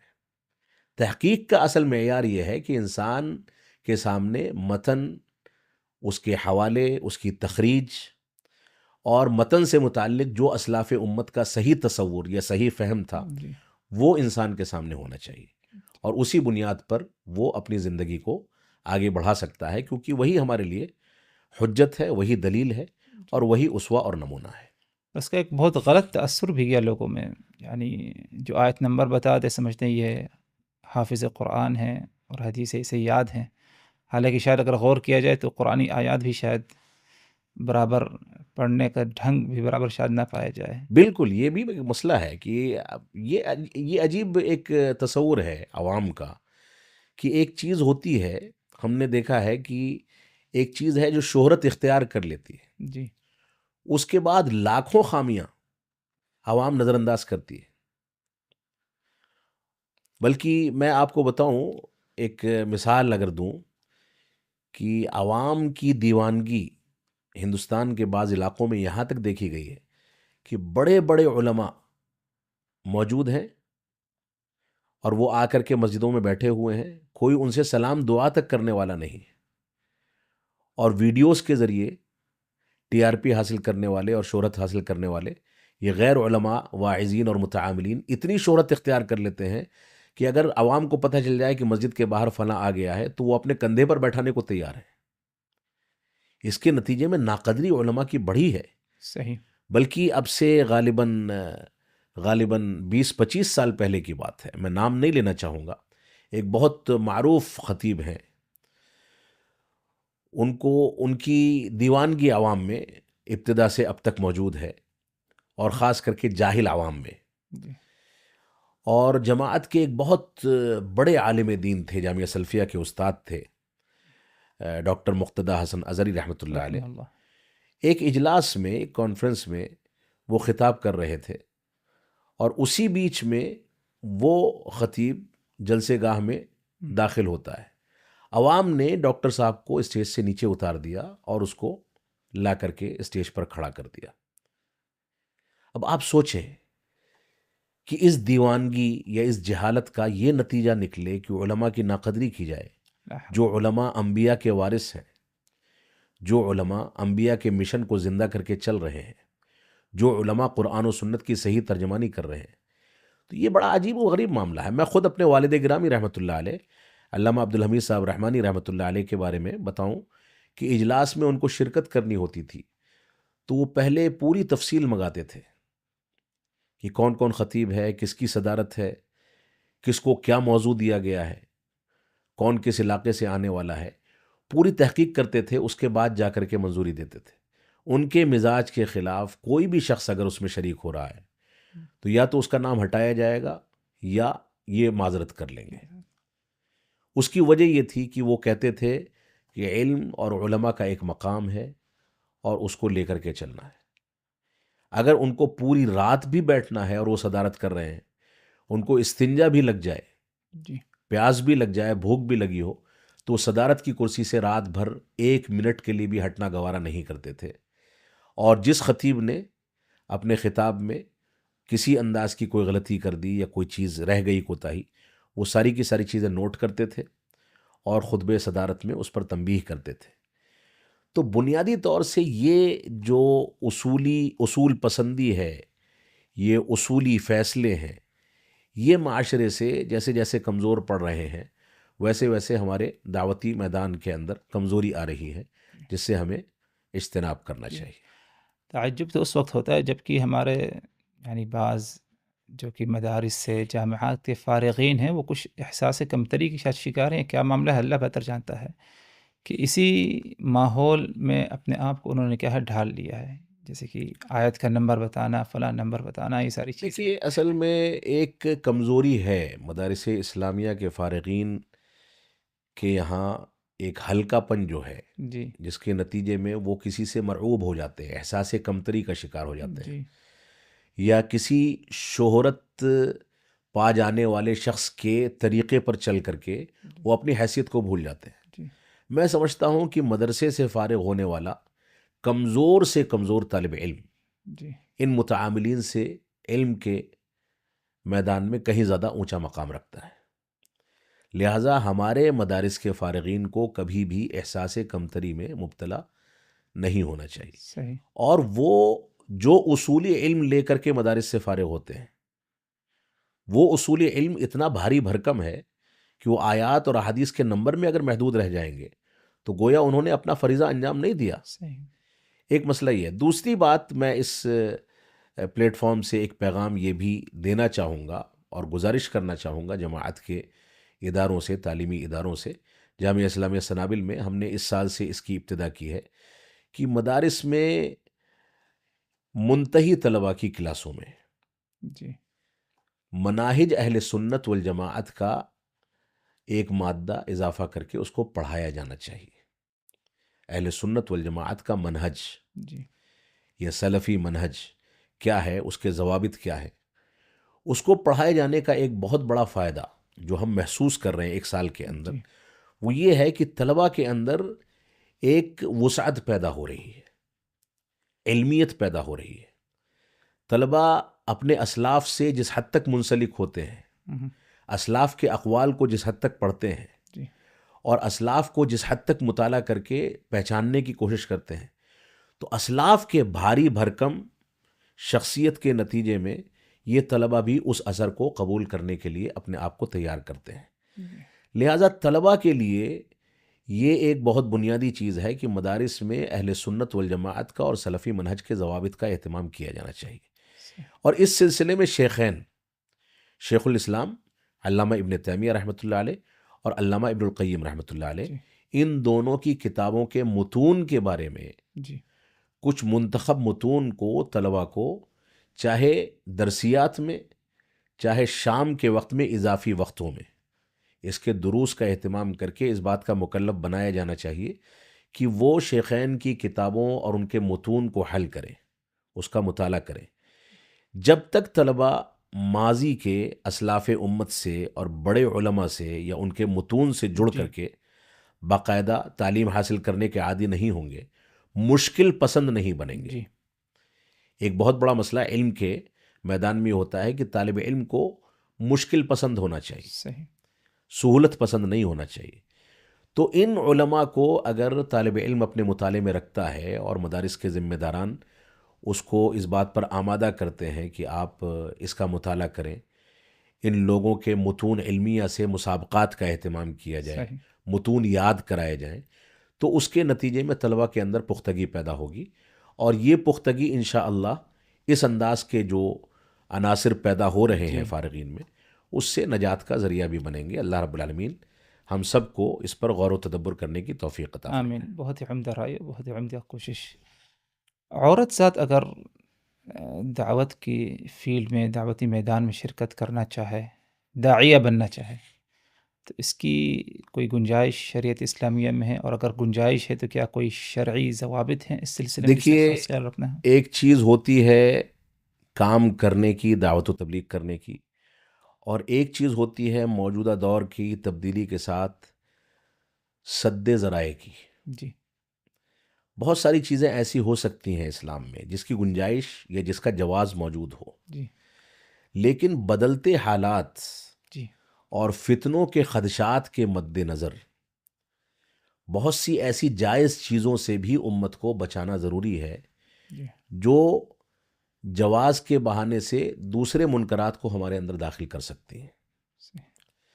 خواتین کا دعوت و تبلیغ کے میدان میں آنے کے بارے میں جو سمجھ سکا ہوں، جو موقف ہونا چاہیے امت اسلامیہ کا یا جماعت اہل حدیث کا، وہ یہ ہے کہ دعوت و تبلیغ کے میدان میں داعیات یعنی خواتین کی ذمہ داری خواتین کے ساتھ محدود ہے، جی اس کا دائرہ عمل خواتین سے باہر کا نہیں ہے، وہ اپنے محارم یا صرف خواتین کے ساتھ محدود رہے گی۔ اللہ رب العالمین کا فرمان ہے وَقَرْنَ فِي بُيُوتِكُنَّ۔ علامہ البانی رحمۃ اللہ علیہ نے اس سلسلے میں ایک تفصیلی گفتگو کی ہے، سوال و جواب ہے 4-5، جی اور اس کو ابھی ہم نے ترجمہ کر کے شائع بھی کیا ہے۔ ان سوالات میں علامہ البانی رحمۃ اللہ علیہ نے اس بات کا تذکرہ کیا ہے، کہا کہ کئی سارے خدشات ہیں۔ اللہ رب العالمین نے مسجد حرام مکہ مکرمہ اور مسجد نبوی مدینہ منورہ، جی ان میں نماز ادا کرنا دوسری مسجدوں کے بالمقابل زیادہ ثواب کا باعث ہے، صحیح۔ لیکن ان مسجدوں میں بھی خاتون کا جانا مرجو ہے، گھر میں نماز ادا کرنا زیادہ بہتر ہے، زیادہ افضل ہے۔ علامہ البانی رحمۃ اللہ علیہ نے اس پر گفتگو کی ہے۔ جی تو کہا جب اتنے مقدس مقامات پر عورت کو وہاں پر بھی نہ جانے کی گنجائش دے کر کے گھر میں رہنے، وقرن فی بیوتکن پر عمل کرنے کی ترجیح دی گئی ہے کہ اپنے گھروں میں تم نمازیں ادا کرو، تو ایسی صورت میں ہم دعوت تبلیغ کے میدان میں عورت کو باہر کیسے نکال سکتے ہیں؟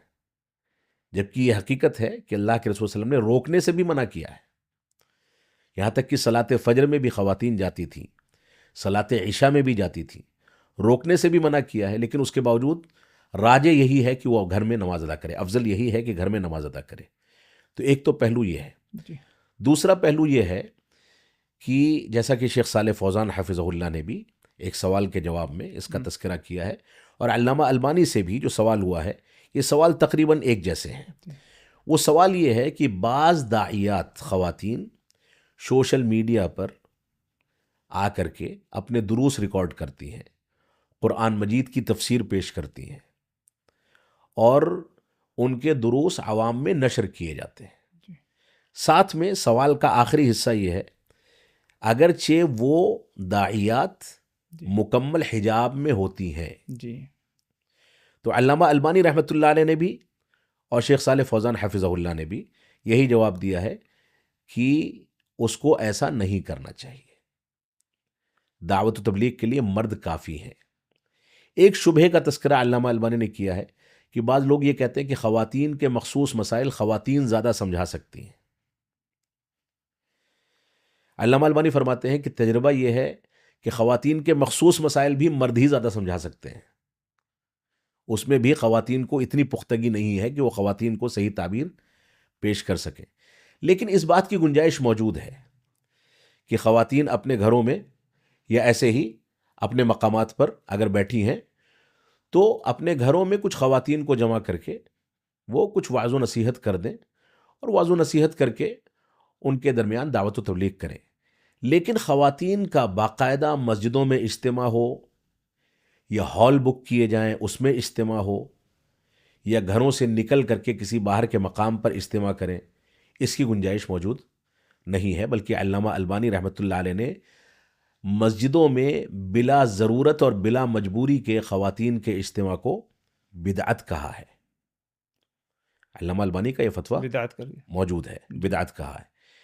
تیسرا مسئلہ، تیسرا پہلو اس سلسلے میں یہ ہے کہ اللہ رب العالمین کا فرمان ہے فَلَا تَخْضَعْنَ بِالْقَوْلِ فَيَطْمَعَ الَّذِي فِي قَلْبِهِ مَرَضٌ۔ یہ ایک مسئلہ ہے۔ جی اس مسئلے پر علامہ البانی نے بھی گفتگو کی ہے اور شیخ صالح فوزان نے بھی اپنے جواب میں۔ جی یہاں پر یہ سوال کیا گیا کہ فَلَا تَخْضَعْنَ بِالْقَوْلِ، یہ جو آیت کریمہ ہے اس میں اس سے استدلال کر کے بعض لوگوں نے یہ کہا ہے کہ عورت کی آواز کا پردہ ہے۔ جی علامہ البانی رحمۃ اللہ علیہ اور شیخ صالح فوزان دونوں یہی جواب دیتے ہیں کہ اگرچہ اس مسئلے میں اختلاف ہے اور یہ بات رکھی جا سکتی ہے کہ عورت کی آواز کا پردہ ہے یا نہیں ہے، اس میں اختلاف کی گنجائش ہو سکتی ہے، اور صحیح بات یہی ہے، میں سمجھتا ہوں کہ عورت کی آواز کا پردہ نہیں ہے، لیکن عورت کی آواز کے لیے مستقل احکامات جی اور مستقل آداب کا تذکرہ کیا گیا ہے۔ صحیح۔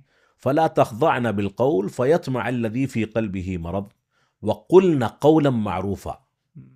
یہاں اللہ رب العالمین نے خواتین کو آواز کے بارے میں حدود کا تذکرہ کر کے پابند کر دیا ہے، لہذا عورت کی آواز کا اگرچہ پردہ نہیں ہے، لیکن عورت کی آواز اگر اجنبی مرد تک جاتی ہے جی تو اس کے لیے مستقل احکامات ہیں، مستقل آداب ہیں۔ صحیح۔ وہ عام فطری آواز میں گفتگو نہیں کرے گی، ورنہ فَيَطْمَعَ الَّذِي فِي قَلْبِهِ مرض، کہ جس کے دل میں کوئی بیماری ہے تو وہ للچا سکتا ہے جی اور فتنہ پیدا ہو سکتا ہے۔ ایک مسئلہ یہ ہے، اور ایسے ہی بعض علماء کے اقوال کو علامہ البانی رحمۃ اللہ نے ذکر کیا ہے، جس میں غالباً ابن عقیل حنبلی رحمۃ اللہ علیہ ہیں۔ جی وہ یہ کہتے ہیں، جس میں انہوں نے یہ ذکر کیا ہے کہ بلا ضرورت کے اجنبی مرد کے لیے خاتون کی آواز سننا مکروہ ہے۔ امام احمد بن حنبل رحمۃ اللہ علیہ کا بھی ایک فتویٰ ہے، جی وہ فرماتے ہیں کہ اگر عورت کو رات کے وقت میں تہجد ادا کرنی ہے جی اور اس میں تلاوت کرنی ہے تو اس کی ذمہ داری ہے کہ تلاوت بھی آہستہ آواز سے کرے، کیونکہ اس کی آواز کی وجہ سے کہیں غلط فہمی پیدا ہو سکتی ہے۔ صحیح۔ ایک مسئلہ یہ ہے۔ دوسرا، معروف جو مسائل ہیں کہ عورت کو نماز میں اگر لقمہ دینا ہے تو وہ سبحان اللہ کہنے کے بجائے تالی بجائے گی۔ صحیح۔ ایسے ہی حج بیت اللہ کے لیے یا عمرہ کرنے کے لیے جب وہ احرام پہن لیتی ہے، نیت کر لیتی ہے، اس کے بعد تلبیہ وہ آہستہ آواز میں پڑھے گی۔ تو یہ سارے کے سارے احکامات جو ہیں، اس سے یہ تو اندازہ ہوتا ہے کہ عورت کی آواز کے لیے حدود ہیں۔ اب ایک عورت میدان دعوت میں سوشل میڈیا پر بھی آئے، اپنے دروس ریکارڈ کرائے اور اس کو عوام کے لیے نشر کیا جائے، تو ایسی صورت میں خدشات تو موجود ہیں۔ ظاہر سی بات ہے۔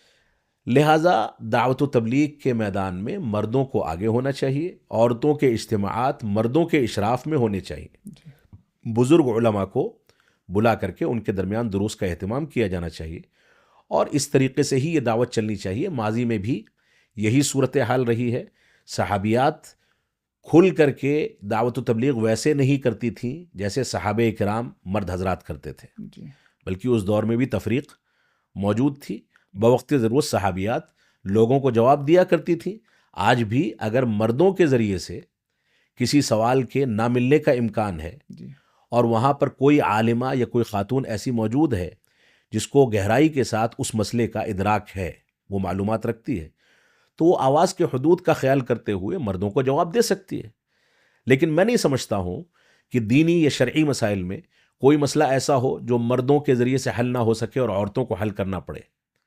ایسے حالات شاذ و نادر ہی کہیں پیدا جی ہوتے ہیں، عموماً پیدا نہیں ہوتے. صحیح بات ہے. لہذا یہ ایک نازک مسئلہ ہے، اس میں ہمیں بہت سنجیدہ فیصلے کرنے چاہیے. آج کل دیکھا یہ جاتا ہے کہ بعض اسکولوں میں، بعض مدرسوں میں بچیوں کے نشاتات، ان کے صحیح تلاوت، حمد و ثنا پڑھنے یا حمد یا نعت پڑھنے کی آوازیں یا تقریر کرنے کی آوازیں باقاعدہ ریکارڈ کی جاتی ہیں، اگرچہ حجاب میں ہوتا ہے، جی اور اس کے بعد اس کو نشر کر دیا جاتا ہے. پبلک کے سامنے. ابھی چند روز پہلے ایک کانفرنس میں نے خود یوٹیوب پر مشاہدہ کیا کہ بھری مجلس میں اسٹیج پر بڑے بڑے علماء موجود ہیں اور ایک خاتون نے آ کر کے تلاوت کی. لا حول ولا قوت. تو یہ فتنے ہیں جو بڑھتے چلے جا رہے ہیں. لہٰذا اس سلسلے میں ہمیں شریعت کے اس مزاج کو سامنے رکھنا چاہیے جو صحابہ کرام اور صحابیات نے اختیار کیا تھا، اور اسی کے تناظر میں اس چیز کو دیکھا جانا چاہیے. جی ضرور. مجلس کے اخیر میں اگر کچھ نصیحت کرنا چاہیں دعات کو تو کر سکتے ہیں. دیکھیے، میں اس قابل نہیں ہوں کہ میں نصیحت کروں. دعات جو بھی ہیں وہ میں سمجھتا ہوں کہ مجھ سے افضل ہیں، صحیح. مجھ سے زیادہ ذمہ دار ہیں، مجھ سے زیادہ علم والے ہیں، اور مجھ سے زیادہ دقت نظری رکھتے ہیں. لیکن نصیحت انسان کا ایک فریضہ ہے. جی الدین النصیحہ کے تحت جی ہمیں یہ بات قبول کرنی چاہیے کہ جو بھی دعات ہیں وہ اپنی زندگی میں اخلاص پیدا کریں، دنیا داری سے اپنے آپ کو بچائیں، شہرت طلبی سے اپنے آپ کو بچائیں، اور اپنی دعوت کی بنیاد قرآن و سنت اور منہج سلف کو بنائیں. اس وقت جماعت اہل حدیث بہت تیزی کے ساتھ دنیا میں پنپ رہی ہے، بڑھ رہی ہے. اس کی مسجدیں تعمیر ہو رہی ہیں، اس کے مدرسے بن رہے ہیں، اس کی تنظیمیں بن رہی ہیں، بہت بڑا خاکہ تیار ہو گیا. لیکن حقیقت یہ ہے، اگر باریکی کے ساتھ مطالعہ کیا جائے تو ہمارے علماء میں انکار منکر کے فریضے کو انجام دینے میں کوتاہی پائی جا رہی ہے. منہج سلف کی پیروی اور اس کے بارے میں صریح باتیں کرنے والے علماء چیدہ ہیں، چند ہی علماء ہیں جو اس طرح کا کام انجام دے رہے ہیں. لہٰذا ہمارے علماء کو اس میدان میں آگے آنا چاہیے. اپنے اسلاف سے اور ماضی میں جو ہمارے بڑے علماء گزرے ہیں ان سے نصیحت پکڑنی چاہیے کہ ان لوگوں نے کس طریقے سے ہندوستان میں یا پوری دنیا میں دعوت تبلیغ کا کام کیا ہے. لہٰذا اپنے اسلاف کا مطالعہ کریں، صحابہ کرام کی شروحات کا مطالعہ کریں، متون علمیہ کا اہتمام کریں. دعات کو اور علماء کو سب سے اہم نصیحت یا ان سے سب سے اہم گزارش یا اپیل یہ ہے کہ متون علمیہ کا اہتمام کیا جائے. صحیح. اسلاف امت کے کبار علماء کے متون پڑھے جائیں اور عوام میں اسی کی بنیاد پر دروس و محاضرات اور خطبات تیار کیے جائیں. اس کے اندر جو برکت ہے میں سمجھتا ہوں کہ وہی ہمیں مضبوطی اور استحکام عطا کرے گا. اللہ رب العالمین ہم کو اس کی توفیق عطا فرمائے. آمین. ایک آخر گزارش، تکلفات سے بچا جائے اور سادگی اختیار کی جائے. ظاہر سی بات ہے اس کی بھی ضرورت ہے ایک داعی کو. یقیناً تکلفات جو ہیں، بلکہ یہاں پر اگر آپ یہ کہیں کہ بیجا تکلفات، جی تکلفات سے مراد یہ نہیں ہے کہ انسان حالات کے لحاظ سے اپنے آپ کو نہ ڈھالے. کیونکہ داعی کے لیے ایک بنیادی چیز یہ ہے کہ اس کا لباس معتدل ہو، صاف ستھرا ہو. لوگوں کے درمیان جب وہ جائے تو اس کو گفتگو کرنے کا ڈھنگ ہو. لوگوں کے سامنے جب وہ اٹھے بیٹھے تو لوگ اس کو عزت کی نگاہ سے دیکھیں اور اس طرح کا ماحول بنے. تو تکلفات سے مراد یہ تو یقیناً نہیں ہے کہ ہم بیجا تکلف کریں، جی لیکن لباس کے آداب، رہن سہن کے آداب اور اپنی شخصیت کو نکھار کر کے چلنا تاکہ لوگ اس سے متاثر ہو سکیں. اس کے اندر سیرت کا، اللہ کے رسول صلی اللہ علیہ وسلم کی سیرت کا، صحابہ اکرام کے اسوے کا پوری ایک جھلک نظر آئے. ان چیزوں کا اعتبار تو کیا جائے گا. خود اللہ کے رسول صلی اللہ علیہ وسلم جب وفود کا استقبال کرتے تھے تو خاص قسم کا لباس پہنتے تھے. تو ان چیزوں کا اہتمام ہونا چاہیے. لیکن تکلفات سے مراد وہ تکلفات اگر ہیں جو بیجا طریقے سے داخل ہو گئے تو وہ غلط ہے. جہاں انسان کا کام ایک کم تکلف والی چیز میں چل سکتا ہے وہاں وہ ضد کر کے زیادہ تکلف اختیار کرتا ہے. جہاں انسان کا کام تھوڑے پر اکتفا کر کے چل سکتا ہے وہاں پر وہ غلط انداز کے مطالبات کرتا ہے. یہ تکلفات جو ہیں اس سے علماء کے بارے میں عوام کے اندر ایک بدظنی بھی پیدا ہوئی ہے، اور وہ یہ سمجھتے ہیں کہ یہ شیخی بگارتا ہے، ضرورت سے زیادہ تکلف کرتا ہے، اس کے اندر نخرے ہیں۔ تو ایک جانب انسان دنیاوی مطالبات کے حساب سے اپنے آپ کو ڈھالے، اور دوسری جانب بنیادی طور سے اس کے اندر تواضع ہو، انکساری ہو، کسی کے ساتھ بھی وہ گفتگو کر لے، کوئی غریب سے غریب شخص آ کر کے اس سے بات چیت کرے تو اس کا جواب دے، اس کو وقت دے، اس کے یہاں یہ تواضع ہو۔ اللہ کے رسول صلی اللہ علیہ وسلم کا فرمان ہے، من تواضع للہ رفعہ اللہ، جس نے اللہ کے لیے تواضع اختیار کیا اللہ رب العالمین اس کو سربلندی عطا فرماتا ہے۔ والد گرامی رحمۃ اللہ علیہ بتاتے ہیں، جب وہ مرکزی جمعیت حدیث ہند کے ناظم تھے تو اس وقت انہوں نے بنگال کے کچھ علاقوں کا دورہ کیا، تو وہ گاؤں دیہات کے علاقوں میں داخل ہوتے تھے تو کہتے ہیں کہ ایک کسان آدمی کھیتی باڑی کر رہا تھا اور اس نے آ کر کے ان کو گلے سے لگا لیا۔ وہ دیہات کے لباس میں، تہبند میں اور بنیان میں تھا، اور پورا جسم اس کا پسینے سے شرابور تھا۔ اس نے آ کر کے والد گرامی رحمۃ اللہ علیہ کو سینے سے لگا لیا اور یہ کہا کہ تم بھی محمدی، میں بھی محمدی۔ یہ بنگال میں اہل حدیث کو محمدی کہا جاتا ہے۔ اچھا تو اس نے کہا تم بھی محمدی، میں بھی محمدی۔ والد گرامی رحمۃ اللہ علیہ ذکر کرتے تھے کہ اس کی پسینے کی مہک بھی، اس کی خوشبو یا وہ گلے لگانے کی جو تاثیر تھی، آج تک مجھ کو یاد ہے کہ یہ منہج اور مسلک کی بنیاد پر جو قربت پیدا ہوتی ہے اس کی کیا لذت ہے۔ تو عوام کے درمیان علماء کو اس حد تک بھی ان سے بے تکلفی بھی پیدا کرنی ہے، اپنے مقام کا خیال بھی کرنا ہے، تکلفات سے بچنا بھی ہے، اور عوام کے لیے وقت بھی نکالنا۔ تکلف اتنا ہو جائے کہ عوام کو آپ جواب نہ دیں، تکلف اتنا ہو جائے کہ لوگ آپ سے ملنے کے لیے ترسیں، تکلف اتنا ہو جائے کہ آپ سے ہاتھ ملانے کے لیے لوگ لائن لگائیں، تکلف اتنا ہو جائے کہ لوگ آپ کو دیکھنے کے لیے ترستے رہیں، تو یہ تکلف معیوب ہے۔ ہمارے اندر تواضع بھی ہو، ہمارا اپنا مقام نکھر کر کے چلتا بھی رہے، اور لوگوں کے ساتھ ہمارے تعلقات بھی ہوں۔ یہ اصل میں دعوت و تبلیغ میں بہت بنیادی پہلو ہے۔ اللہ رب العالمین ہم کو اس کی توفیق عطا فرمائے۔ جزاکم اللہ خیرا، بارک اللہ فیکم۔ آپ نے کافی وقت نکالا اور بہت ہی اچھے اور عمدہ طریقے سے جو ہے ان مسئلے مسائل کی آپ نے وضاحت کی۔ تہہ دل سے ہم آپ کے شکر گزار ہیں، اور امید کرتے ہیں کہ بار بار ہمیں کیا ہے آپ موقع دیں گے اسی طرح کا۔ میں بھی آپ لوگوں کا شکر گزار ہوں کہ آپ نے یہ موقع دیا، اور انشاءاللہ زندگی رہی، صحت رہی تو یہ سلسلہ جاری رہے گا۔ اللہ رب العالمین ہم کو توفیق عطا فرمائے۔ آمین۔ اللہ تبارک و تعالیٰ آپ کی زندگی میں صحت میں، علم کے ہے برکت دے۔ آمین۔ ناظرین، پروگرام کے اخیر میں ہم آپ کے بھی شکر گزار ہیں کہ آپ نے غور کے ساتھ جو ہے سنا۔ اللہ تبارک و تعالیٰ سے دعا کہ اللہ تبارک و تعالیٰ مجھ کو اور آپ تمام لوگوں کو ان باتوں کو، جو باتیں شیخ محترم نے بیان کی، ان پر غور و فکر کرتے ہوئے اخلاص کے ساتھ عمل کرنے کی توفیق دے۔ والسلام علیکم ورحمۃ اللہ وبرکاتہ۔